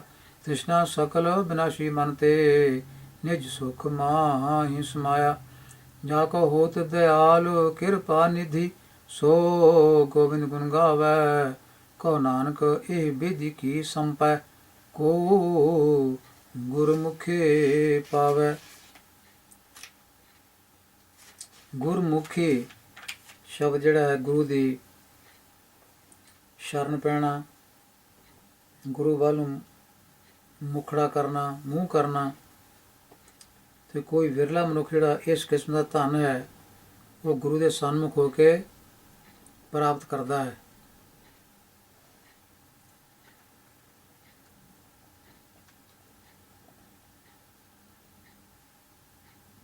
ਤੇ ਇੱਥੇ ਸੰਪੈ ਇਹਦਾ ਮਤਲਬ ਇਸ ਤਰ੍ਹਾਂ ਦਾ ਧਨ, ਇਹ ਵਿਧੀ ਕੀ ਸੰਪ ਹੈ, ਇਸ ਤਰ੍ਹਾਂ ਦਾ ਧਨ, ਨਾਮ ਦਾ ਧਨ ਜਿਹੜਾ ਉਹਨੂੰ ਕਿਹਾ ਗਿਆ। ਬਸੰਤੋ ਮਹਲਾ ਨਾਮ ਮਨ ਕਾਮ ਸਾਰਿਓ ਰਾਮ ਨਾਮ ਧਨ ਬਿਨਸ਼ੈ ਜਮ ਸਿਉ ਪਰੈ ਕਾਮ ਰਹਾਉ। ਇੱਥੇ ਕਾਮ ਦਾ ਮਤਲਬ ਹੁਣ ਇੱਥੇ ਵਾਸ਼ਨਾ ਨਹੀਂ ਹੈ, ਇੱਥੇ ਕੰਮ। ਜਮ ਸਿਉ ਪਰੈ ਕਾਮ, ਸਰੀਰ ਜਦੋਂ ਨਾਸ਼ ਹੋ ਜਾਂਦਾ ਹੈ ਫਿਰ ਜਮਾਂ ਨਾਲ ਕੰਮ ਪੈਂਦਾ ਹੈ, ਵਾਹ ਪੈਂਦਾ ਹੈ। ਤੇ ਇਸ ਤਰ੍ਹਾਂ ਸ਼ਬਦਾਂ ਦੇ ਅਰਥ ਪ੍ਰਸੰਗ ਅਨੁਸਾਰ, ਪ੍ਰਕਰਮ ਅਨੁਸਾਰ ਵੀ ਵਿਚਾਰੇ ਜਾਂਦੇ ਹਨ। ਰਹਾਉ ਇਹ ਜਾਗੋ ਧੂਏ ਕਾ ਪਹਾੜ, ਪਹਾੜਾਂ ਪਹਾੜ ਤੈਂ ਸਾਚਾ ਮਾਨਿਆ ਕੀ ਵਿਚਾਰੇ। ਧਨ ਦਾਰਾ ਸੰਪਤੀ ਗ੍ਰਹਿ, ਸੰਪਤੀ ਧਨ ਦੌਲਤ, ਗ੍ਰਹਿ ਦਾ ਮਤਲਬ ਘਰ। ਇਹਨੂੰ ਗ੍ਰਹਿ ਵੀ ਕਈ ਵਾਰ ਲਿਖਿਆ ਹੁੰਦਾ ਹੈ, ਇੱਥੇ ਹੈ ਗ੍ਰਹਿ ਘਰ। ਕਛੁ ਸੰਗ ਨਾ ਚਾਲੈ ਸਮਝ ਲੈ, ਤੂੰ ਸਮਝ ਲੈ ਵੀ ਇਹ ਦਾਰਾ ਔਰਤ ਧਨ ਦੌਲਤ ਹੈ, ਸੋਹਣਾ ਘਰ ਬਣਾਇਆ ਹੈ, ਇਹਦੇ ਵਿੱਚੋਂ ਕੋਈ ਵੀ ਨਾਲ ਚੱਲਣ ਵਾਲਾ ਨਹੀਂ ਹੈ। ਕਛੁ ਸੰਗ ਨਾ ਚਾਲੈ ਸਮਝ ਲੈ, ਇੱਕ ਭਗਤੀ ਨਾਰਾਇਣ ਹੋਏ ਸੰਗ। ਕੇਵਲ ਜਿਹਨੇ ਸਾਥ ਦੇਣਾ ਹੈ ਉਹ ਪ੍ਰਭੂ ਦੀ ਭਗਤੀ ਹੈ। ਕਹੋ ਨਾਨਕ ਭਾਜੋ ਤੇ ਏਕ ਰੰਗੀ, ਇੱਕ ਰੰਗ ਵਿੱਚ ਇੱਕ ਉਹਦੇ ਰੰਗ ਵਿੱਚ ਰੰਗੇ ਜਾ ਕੇ ਪਿਆਰ ਨਾਲ, ਪਿਆਰ ਵਿੱਚ ਟਿਕ ਕੇ, ਰੰਗੇ ਪਿਆਰ ਵਿੱਚ ਪਿਆਰ ਨਾਲ ਟਿਕ ਕੇ। ਬਸੰਤੋ ਮਾਲਾ ਨਵਾਂ ਕਾਂ ਭੂਲਿਓ ਰੇ ਝੂਠੇ ਲੋਭ ਲਾਗ, ਕਾਛੋ ਬਿਗੜਿਓ ਨਾਹਿਨ ਅੱਜ ਹੂੰ ਜਾਗ ਰਹਾ। ਸਾਮ ਸੁਪਨੇ ਕੇ ਇਹੋ ਜਗ ਜਾਨੋ, ਬਿਨ ਸੈਸ਼ਨ ਮੈਂ ਸਾਚੀ ਮਾਨ। ਸੰਗ ਤੇਰਾ ਹਾਰੀ ਬਸ ਤੋ ਨੀਤ, ਨਿਸ਼ ਬਾਸੁਰ ਭਾਜੋ ਤਾਹਿ ਮੀਤ। ਨਿਸ਼ ਤੇ ਬਾਸੁਰ, ਬਾਸੁਰ ਦਾ ਭਾਵ ਹੈ ਦਿਨ, ਨਿਸ਼ ਮਤਲਬ ਰਾਤ। ਬਾਹਰ ਅੰਤ ਕੀ ਹੋਏ ਸਹਾਏ, ਕਹੋ ਨਾਨਕ ਗੁਣ ਤਾਕੇ ਗਾਏ। ਸੋ ਇੱਥੇ ਸ਼ਬਦ ਜੋ ਨਿਸ ਲਿਖਿਆ ਹੋਇਆ ਹੈ, ਟੀਕਾਕਾਰਾਂ ਨੇ ਜਿਹਨਾਂ ਦੀ ਉਹਦੇ ਪੋਥੀਆਂ ਪੜ੍ਹੇ ਟੀਕੇ ਵਾਲਿਆਂ ਨੇ, ਜਿਹਨਾਂ ਨੇ ਟੀਕੇ ਕੀਤੇ ਗੁਰਬਾਣੀ ਦੇ, ਉੱਥੇ ਸ਼ਬਦ ਸੱਸੇ ਨੂੰ ਸਿਹਾਰੀ ਵੀ ਪਈ ਹੋਈ ਹੈ। ਅਤੇ ਆਮ ਗੁਰੂ ਗ੍ਰੰਥ ਸਾਹਿਬ ਵਿੱਚ ਇਹ ਸੱਸੇ ਨੂੰ ਸਿਹਾਰੀ ਆਉਂਦੀ ਹੈ। ਨਿਸ਼ੀ, ਨਿਸ਼ੀ ਬਾਸੁਰ, ਇਸ ਤਰ੍ਹਾਂ ਇੱਕ ਸ਼ਬਦ ਹੁੰਦਾ ਐਹੀ ਨਿਸ਼ੀ। ਅਹੀ ਤੇ ਨਿਸ਼ੀ ਇਹ ਦੋ ਸ਼ਬਦ ਵੱਖਰੇ ਵੱਖਰੇ ਹਨ, ਜਿਹਨਾਂ ਨੂੰ ਆਮ ਤੌਰ 'ਤੇ ਇਕੱਠਾ ਲਿਖ ਕੇ ਦਿਖਾਇਆ ਗਿਆ ਹੈ। ਉਹਦੇ ਵਿੱਚ ਸੱਸੇ ਨੂੰ ਸਿਹਾਰੀ ਆਉਂਦੀ ਹੈ। ਅਤੇ ਇਸ ਤਰ੍ਹਾਂ ਇਹ ਜੇ ਕਿਤੇ ਸਿਹਾਰੀ ਕਿਤੇ ਨਹੀਂ ਹੈ, ਇਹ ਸਾਰੀ ਚੀਜ਼ ਜਿਹੜੀ ਹੈ ਉਹ ਸੈੱਟ ਕਰਨ ਦੀ ਲੋੜ ਹੈ, ਪਰ ਅਜੇ ਤੱਕ ਇਸ ਵੱਲ ਕਿਸੇ ਨੇ ਧਿਆਨ ਦਿੱਤਾ ਨਹੀਂ ਹੈ। ਗੁਰਮੁਖੋ, ਇਹ ਬਾਣੀ ਸੀ ਨੌਵੇਂ ਸਤਿਗੁਰੂ ਜੀ ਦੀ। ਤੁਸੀਂ ਪਛਾਣ ਕਰੋ ਕਿ ਨੌਵੇਂ ਸਤਿਗੁਰੂ ਜੀ ਬਾਣੀ ਦੀ ਭਾਸ਼ਾ, ਰਵਾਨੀ, ਸਟਾਈਲ ਬਿਲਕੁਲ ਉਸੇ ਤਰ੍ਹਾਂ ਦਾ ਜਿਸ ਤਰ੍ਹਾਂ ਗੁਰਬਾਣੀ ਬਾਕੀ ਗੁਰੂ ਸਾਹਿਬਾਨ ਦੀ ਬਾਣੀ ਹੈ ਜਾਂ ਭਗਤਾਂ ਦੀ ਬਾਣੀ ਹੈ, ਕੋਈ ਫਰਕ ਨਹੀਂ ਲੱਗ ਰਿਹਾ। ਇਹ ਬਾਣੀ ਧੰਨ ਗੁਰੂ ਗੋਬਿੰਦ ਸਿੰਘ ਪਾਤਸ਼ਾਹ ਜੀ ਨੇ ਆਪਣੇ ਹੱਥੀਂ ਇਹ ਦਰਜ ਕਰਵਾਈ ਸੀ। ਅਤੇ ਭਾਈ ਮਨੀ ਸਿੰਘ ਲਿਖਾਰੀ ਸਨ, ਜਿਵੇਂ ਇਤਿਹਾਸ ਵਿੱਚ ਲਿਖਿਆ ਹੈ। ਅਤੇ ਉਹ ਜਿਹੜੀ ਬੀੜ ਉਹਦਾ ਨਾਂ ਰੱਖਿਆ ਸੀ ਦਮਦਮੀ ਬੀੜ। ਸਤਿਗੁਰੂ ਦਸਵੇਂ ਪਾਤਸ਼ਾਹ ਨੇ ਉਹਨੂੰ ਕੰਪਲੀਟ ਕੀਤਾ ਸੀ। ਗੁਰਮੁਖੋ, ਇਹ ਸੋਚਣ ਵਾਲੀ ਗੱਲ ਹੈ ਕਿ ਦਸਵੇਂ ਪਾਤਸ਼ਾਹ ਨੇ ਆਪਣੇ ਪਿਤਾ ਜੀ ਦੀ ਬਾਣੀ ਦਰਜ ਕਰਵਾਈ, ਉਹਨੇ ਆਪਣੀ ਬਾਣੀ ਜਿਹੜੀ ਹੈ ਉਹ ਦਰਜ ਵਿੱਚ ਕਿਉਂ ਨਹੀਂ ਕੀਤੀ? ਇਹਦਾ ਮਤਲਬ ਇਹੋ ਹੀ ਹੈ ਕਿ ਉਹਨਾਂ ਦੀ ਬਾਣੀ ਨਹੀਂ ਸੀ। ਅੱਠਵੇਂ ਪਾਤਸ਼ਾਹ ਦੀ ਬਾਣੀ ਦਰਜ ਕਿਉਂ ਨਹੀਂ ਹੋਈ ਵਿੱਚ, ਦਸਵੇਂ ਪਾਤਸ਼ਾਹ ਕੋਲ ਕਿਉਂ ਨਹੀਂ ਪਹੁੰਚੀ? ਕਿਉਂਕਿ ਅੱਠਵੇਂ ਪਾਤਸ਼ਾਹ ਦੀ ਬਾਣੀ ਹੈ ਹੀ ਨਹੀਂ ਸੀ। ਛੇਵੇਂ ਪਾਤਸ਼ਾਹ ਬਾਣੀ ਦਰਜ ਕਿਉਂ ਨਹੀਂ ਕੀਤੀ ਦਸਵੇਂ ਪਾਤਸ਼ਾਹ ਨੇ? ਕਿਉਂਕਿ ਛੇਵੇਂ ਪਾਤਸ਼ਾਹ ਬਾਣੀ ਹੈ ਹੀ ਨਹੀਂ ਸੀ। ਸੱਤਵੇਂ ਪਾਤਸ਼ਾਹ ਬਾਣੀ ਦਰਜ ਕਿਉਂ ਨਹੀਂ ਕੀਤੀ ਦਸਵੇਂ ਪਾਤਸ਼ਾਹ ਜੀ ਨੇ? ਕਿਉਂਕਿ ਸੱਤਵੇਂ ਪਾਤਸ਼ਾਹ ਬਾਣੀ ਹੈ ਹੀ ਨਹੀਂ ਸੀ। ਜੇ ਹੁੰਦੀਆਂ ਤਾਂ ਜਿਵੇਂ ਪਹਿਲੇ ਚਾਰ ਗੁਰੂ ਸਾਹਿਬਾਨ ਦੀ ਬਾਣੀ ਪੰਜਵੇਂ ਕੋਲ ਆ ਗਈ ਸੀ, ਇਸੇ ਤਰ੍ਹਾਂ ਹੀ ਛੇਵੇਂ ਸੱਤਵੇਂ ਅੱਠਵੇਂ ਗੁਰੂ ਸਾਹਿਬਾਨ ਦੀ ਬਾਣੀ ਦਸਵੇਂ ਪਾਤਸ਼ਾਹ ਕੋਲ ਆ ਜਾਣੀ ਸੀ ਸਿਲਸਿਲੇਵਾਰ, ਪਰ ਹੈ ਨਹੀਂ ਸੀ, ਕਰਕੇ ਆਏ ਨਹੀਂ। ਇਸ ਤੋਂ ਇਹ ਸਿੱਟਾ ਨਿਕਲਦਾ ਕਿ ਦਸਵੇਂ ਪਾਤਸ਼ਾਹ ਦੀ ਆਪਣੀ ਰਚਨਾ ਵੀ ਨਹੀਂ ਸੀ। ਜੇ ਹੁੰਦੀ ਤਾਂ ਉਹ ਵੀ ਦਰਜ ਹੋ ਜਾਣੀ ਸੀ। ਹੁਣ ਗੁਰਮੁਖੋ, ਜਿਹੜੀਆਂ ਰਚਨਾਵਾਂ ਤੁਹਾਡੇ ਗਲ ਵਿੱਚ ਦਸਵੇਂ ਪਾਤਸ਼ਾਹ ਦੀਆਂ ਕਹਿ ਕੇ ਪਾਈਆਂ ਜਾ ਰਹੀਆਂ ਦਸ਼ਗ੍ਰੰਥ ਰਾਹੀਂ, ਉਹਨਾਂ ਰਚਨਾਵਾਂ ਨੂੰ ਇੱਕ ਪੇਜ ਤੇ ਲਿਖ ਲਓ। ਕੋਈ ਵੀ ਰਚਨਾ ਲੈ ਲਓ ਦਸ਼ਮ ਗ੍ਰੰਥ ਚੋਂ ਜਾਂ ਨਿਤਨੇਮ ਜੋ ਤੁਹਾਨੂੰ ਗੁਰੂ ਗ੍ਰੰਥ ਸਾਹਿਬ ਤੋਂ ਵਾਧੂ ਜੋ ਪਾਇਆ ਹੋਇਆ, ਉਸ ਨੂੰ ਇੱਕ ਪੇਜ ਤੇ ਲਿਖ ਲਓ ਤੇ ਉਸ ਤੋਂ ਦੂਜੇ ਪੇਜ ਤੇ ਗੁਰੂ ਗ੍ਰੰਥ ਸਾਹਿਬ ਦਾ ਕੋਈ ਸ਼ਬਦ ਲਿਖ ਲਓ। ਚਲੋ ਨੌਵੇਂ ਪਾਤਸ਼ਾਹ ਲੈ ਲਓ, ਕਿਉਂਕਿ ਨੇੜੇ ਦੀ ਬਾਣੀ ਨੌਵੇਂ ਪਾਤਸ਼ਾਹ ਦੀ ਹੈ, 10ਵੇਂ ਪਾਤਸ਼ਾਹ ਦੇ ਨੇੜੇ ਦੀ ਬਾਣੀ ਨੌਵੇਂ ਪਾਤਸ਼ਾਹ ਦੀ ਹੈ। ਲਿਖ ਕੇ ਦੇਖ ਲਓ, 2 ਪੇਜ ਲਿਖ ਦੇਖੋ ਤੇ ਇਹ ਪੇਜ ਇਹਨਾਂ ਨੂੰ ਬਾਰ-ਬਾਰ ਦੇਖੋ, 15 ਮਿੰਟ ਦੇਖੋ ਦੋਵੇਂ ਪੇਜ। ਇਹ ਤੁਹਾਨੂੰ ਜੇ ਤਾਂ ਲੱਗਦਾ ਵੀ ਇਹਦੀ ਭਾਸ਼ਾ, ਸਟਾਈਲ, ਲਿਖਣ ਦਾ ਢੰਗ, ਸ਼ਬਦ ਜੋੜ ਜਿਹੜੇ ਦਸ਼ਮ ਗ੍ਰੰਥ ਦੇ ਰਚਨਾ ਦੇ ਉਹ ਵੱਖਰੇ ਲੱਗ ਰਹੇ ਹਨ ਤੁਹਾਨੂੰ ਗੁਰੂ ਗ੍ਰੰਥ ਸਾਹਿਬ ਦੇ ਸ਼ਬਦ ਨਾਲੋਂ, ਤੇ ਇਹਦਾ ਮਤਲਬ ਇਹ ਹੋਏਗਾ ਕਿ ਤੁਹਾਨੂੰ ਸਮਝ ਪੈ ਗਈ ਹੈ ਕਿ ਜੋ ਬਾਣੀ ਦਸਵਾਂ ਪਾਤਸ਼ਾਹ ਦੀ ਕਹਿ ਕੇ ਬ੍ਰਾਹਮਣਵਾਦੀਆਂ ਨੇ ਉਹ ਦਸ਼ਮ ਗ੍ਰੰਥ ਬਣਾਇਆ ਹੈ, ਉਹ ਦਸਵਾਂ ਪਾਤਸ਼ਾਹ ਦੀ ਲਿਖੀ ਨਹੀਂ ਹੈ। ਇਹ ਆਪਣੇ ਆਪ ਪਤਾ ਲੱਗ ਜਾਏਗਾ, ਕਾਰਨ ਭਾਸ਼ਾ ਹੀ ਨਹੀਂ ਮਿਲ ਰਹੀ। ਜਿਸ ਸਮੇਂ ਨੌਵੇਂ ਪਾਤਸ਼ਾਹ ਨੇ ਬਾਣੀ ਰਚੀ ਹੈ ਉਹੀ ਸਮਾਂ 10ਵੇਂ ਪਾਤਸ਼ਾਹ ਦਾ ਹੈ। 10ਵੇਂ ਪਾਤਸ਼ਾਹ ਦੀ ਜਿਹੜੀ ਗੁਰਗੱਦੀ ਦੀ ਜਿਹੜੀ ਉਹ ਡਿਊਰੇਸ਼ਨ ਹੈ ਉਹ ਲਗਭਗ 33 ਸਾਲ ਦੇ ਕਰੀਬ ਹੈ। ਤੇ ਗੁਰਮੁਖੋ ਇਹ ਜਿਹੜਾ 33 ਸਾਲ ਦਾ ਸਮਾਂ ਹੈ, ਇਹਦੇ ਵਿੱਚ 33 ਸਾਲਾਂ ਵਿੱਚ ਉਹਨਾਂ ਨੇ ਜ਼ਰੂਰੀ ਨਹੀਂ ਹੈ ਕਿ ਆਖਰੀ ਸਾਲ ਵਿੱਚ ਹੀ ਜ਼ਿੰਦਗੀ ਦੇ ਆਖਰੀ ਸਾਲ ਦੀ ਰਚਨਾ ਕੀਤੀ ਹੋਵੇ। ਜੇ ਰਚਨਾ ਕੀਤੀ ਹੁੰਦੀ ਹੈ ਤੇ ਇਹ ਰਚਨਾ ਨੌਵੇਂ ਪਾਤਸ਼ਾਹ ਦੀ ਬਾਣੀ ਦੀ ਭਾਸ਼ਾ ਜਿਹੜੀ ਹੈ, ਸਟਾਈਲ ਹੈ, ਸ਼ਬਦ ਜੋੜ ਹਨ, ਉਹਦੇ ਨਾਲ ਮੇਲ ਖਾਣੀ ਸੀ। ਦੇਖੋ 12ਵੀਂ ਸਦੀ ਦੀ ਬਾਣੀ ਹੈਗੀ ਆ ਸ਼ੇਖ ਫਰੀਦ ਜੀ ਦੀ, ਚੱਲੀ ਆਉਂਦੀ ਹੈ। ਉਸ ਤੋਂ ਬਾਅਦ ਫਿਰ ਬਾਕੀ ਭਗਤਾਂ ਦੀ ਬਾਣੀ ਆਉਂਦੀ ਹੈ। ਫਿਰ ਗੁਰੂ ਨਾਨਕ ਪਾਤਸ਼ਾਹ ਦੀ ਬਾਣੀ ਆਉਂਦੀ 1469 ਵਿੱਚ, ਉਹ ਪ੍ਰਗਟ ਆ ਤੇ ਜੀਵਨ ਦੇ ਜਿਹੜੇ ਅਖੀਰ ਸਮੇਂ ਤੱਕ ਉਹਨਾਂ ਨੇ ਬਾਣੀ ਰਚਨਾ ਕੀਤੀ ਹੈ। ਤੇ ਉਹ ਜਿਹੜੇ ਇੰਨੇ ਸਮੇਂ ਤੋਂ ਬਾਅਦ 100 ਸਾਲਾਂ ਤੋਂ ਬਾਅਦ ਵੀ ਬਾਣੀ ਦੀ ਜਿਹੜੀ ਭਾਸ਼ਾ ਹੈ ਉਹ ਉਸ ਤਰ੍ਹਾਂ ਹੀ ਚੱਲੀ ਆ ਰਹੀ ਹੈ। 12ਵੀਂ ਸਦੀ ਤੋਂ ਲੈ ਕੇ 17ਵੀਂ ਸਦੀ ਤੱਕ ਦੀ ਬਾਣੀ ਗੁਰੂ ਗ੍ਰੰਥ ਸਾਹਿਬ 'ਚ ਦਰਜ ਹੈ। ਤੇ ਭਾਸ਼ਾ ਜਿਹੜੀ ਹੈ ਤੁਸੀਂ ਦੇਖ ਲਓ, ਇਹ ਬਿਲਕੁਲ ਸਟਾਈਲ ਉਹੀ ਹੈ, ਸ਼ਬਦ ਜੋੜ ਉਸੇ ਤਰ੍ਹਾਂ ਦੇ ਹਨ ਇੰਨੇ ਸਾਲਾਂ ਵਿੱਚ ਵੀ, 12ਵੀਂ ਸਦੀ ਤੋਂ ਲੈ ਕੇ 17ਵੀਂ ਸਦੀ ਤੱਕ ਵੀ।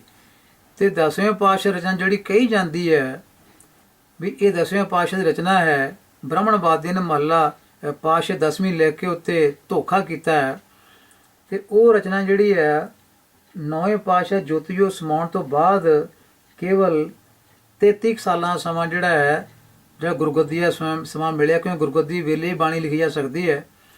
ਕਿ ਗੁਰਮੁਖੋ ਸਦੀਆਂ ਵਿੱਚ ਬਾਣੀ ਤਾਂ ਬਦਲੀ ਨਹੀਂ, ਬਾਣੀ ਦੀ ਭਾਸ਼ਾ ਨਹੀਂ ਬਦਲੀ, ਬਾਣੀ ਦਾ ਸਟਾਈਲ ਨਹੀਂ ਬਦਲਿਆ। 12ਵੀਂ ਸਦੀ ਤੋਂ ਲੈ ਕੇ 17ਵੀਂ ਸਦੀ ਤੱਕ ਤੇ ਉਹ 33 ਸਾਲਾਂ ਵਿੱਚ ਹੀ ਉਹ ਸਾਰਾ ਕੁਝ ਬਦਲ ਗਿਆ, ਰਚਨਾ ਦਾ ਸਾਰਾ ਸਟਾਈਲ ਬਦਲ ਗਿਆ, ਸ਼ਬਦ ਜੋੜ ਬਦਲ ਗਏ ਤੇ ਬਿਲਕੁਲ ਦਿੱਖ ਜਿਹੜੀ ਸੀ ਗੁਰੂ ਗ੍ਰੰਥ ਸਾਹਿਬ ਦੀ ਬਾਣੀ ਦੀ ਦਿੱਖ ਹੈ ਉਹ ਸਾਰੀ ਬਦਲ ਗਈ 33 ਸਾਲਾਂ ਵਿੱਚ। ਕਦੀ ਹੋ ਸਕਦਾ ਹੈ? ਸਿੱਖਾਂ ਨੂੰ ਫਿਰ ਵੀ ਸਮਝ ਨਹੀਂ ਆ ਰਹੀ।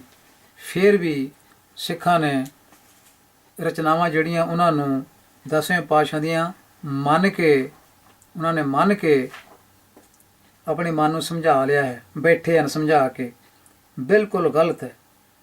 ਗੁਰੂ ਗ੍ਰੰਥ ਸਾਹਿਬ ਦੀ ਸਟਾਈਲ ਗੁਰੂ ਗ੍ਰੰਥ ਸਾਹਿਬ ਦੀ ਜੋ ਰਚਨਾ ਹੈ, ਇਹਦੇ ਵਰਗੀ ਰਚਨਾ ਬਾਹਰ ਹੈ ਨਹੀਂ ਹੈ, ਕਿਤੇ ਨਹੀਂ ਹੈ। ਜੋ ਰਚਨਾ ਗੁਰੂ ਗ੍ਰੰਥ ਸਾਹਿਬ ਦੀ ਹੋਈ ਹੈ, ਇਸ ਤਰ੍ਹਾਂ ਦੀ ਬਾਣੀ ਜਿਹੜੀ ਹੈ ਬਾਹਰ ਕਿਤੇ ਨਹੀਂ ਹੈ ਗੁਰਮੁਖੋ। ਇਸ ਕਰਕੇ ਜੁੜੋ ਕੇਵਲ ਸ਼੍ਰੀ ਗੁਰੂ ਗ੍ਰੰਥ ਸਾਹਿਬ ਜੀ ਨਾਲ।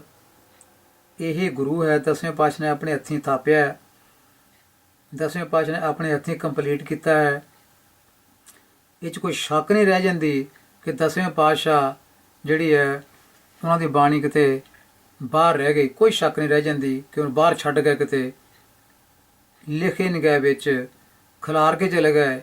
ਲੋਕਾਂ ਨੇ ਕਿਹਾ ਫਲਾਣੇ ਤੋਂ ਇਕੱਠੀ ਕੀਤੀ ਹੈ, ਉੱਥੋਂ ਇਕੱਠੀ ਕੀਤੀ ਹੈ, ਕੋਈ ਉੱਥੋਂ ਇਕੱਠੀ ਕੀਤੀ ਹੈ। ਕਿਉਂ? ਇਹ ਇੰਨੀ ਸਸਤੀ ਸੀ ਵੀ 10ਵੇਂ ਪਾਤਸ਼ਾਹ ਉਹ ਆ ਕੇ ਜੇ ਛੱਟਾ ਦੇ ਗਏ, ਸਾਰੇ ਪਾਸੇ ਪੱਤਰੇ ਖਿਲਾਰ ਗਏ? ਨਹੀਂ ਸੀ। ਤਾਂ ਇਹ ਸਪਸ਼ਟ ਹੈ ਕਿ ਭਾਸ਼ਾ ਡਿਫਰੈਂਟ ਹੈ, ਚਾਲ ਡਿਫਰੈਂਟ ਹੈ, ਛੰਦਾਂ ਦੀ ਵਰਤੋਂ ਡਿਫਰੈਂਟ ਹੈ। ਕੋਈ ਛੰਦ ਜਿਹੜੇ ਉੱਥੇ ਹੈ ਹੀ ਨਹੀਂ ਜਿਹੜੇ ਗੁਰੂ ਗ੍ਰੰਥ ਸਾਹਿਬ 'ਚ ਵਰਤੇ ਆ। ਉਹ ਰਾਗ ਉਹ ਚਾਲ ਜਿਹੜੀ ਹੈ ਹੀ ਨਹੀਂ। ਭਾਂਤ ਦੇ ਵੱਖਰੇ ਵੱਖਰੇ ਛੰਦ, ਉਹਨਾਂ ਦੀ ਵਰਤੋਂ ਤੇ ਬਿਲਕੁਲ ਦਿੱਖ ਹੀ ਜਿਹੜੀ ਬਿਲਕੁਲ ਡਿਫਰੈਂਟ ਹੈ।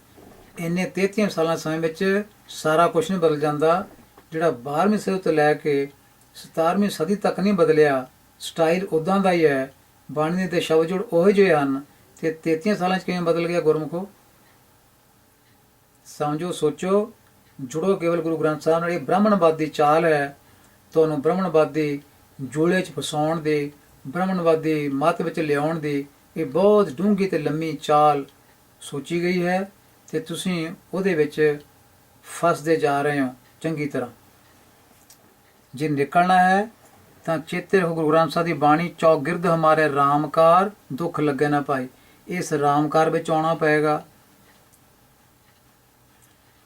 ਇਸ ਰਾਮਕਾਰ ਵਿੱਚੋਂ ਬਾਹਰ ਨਿਕਲ ਕੇ ਇਹ ਹਾਲ ਹੋ ਰਿਹਾ ਹੈ।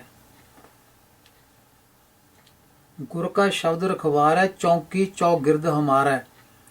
ਇਹ ਚੌਂਕੀ ਜਿਹੜੀ ਸ਼ਬਦ ਦੀ ਚੌਂਕੀ ਹੈ ਗੁਰੂ ਗ੍ਰੰਥ ਸਾਹਿਬ ਸ਼ਬਦ ਦੀ, ਇਹ ਚੋਂ ਬਾਹਰ ਚਲੇ ਗਏ ਹੋ। ਇਹ ਤਾਂ ਇਹ ਹਾਲ ਹੋ ਰਿਹਾ ਹੈ। ਸ਼ਬਦ ਦੀ ਚੌਂਕੀ ਹੁੰਦੀ ਤਾਂ ਉਹਨੇ ਤੁਹਾਨੂੰ ਇਹ ਟੈਸਟ ਕਰਾ ਦੇਣਾ ਸੀਗਾ ਵੀ ਇਹ ਰਚਨਾਵਾਂ ਜਿਹੜੀਆਂ ਹਨ ਗੁਰੂ ਗ੍ਰੰਥ ਸਾਹਿਬ ਦੀ ਵਰਗੀਆਂ ਨਹੀਂ ਹਨ, ਇਹ ਰੋਂਗ ਹਨ।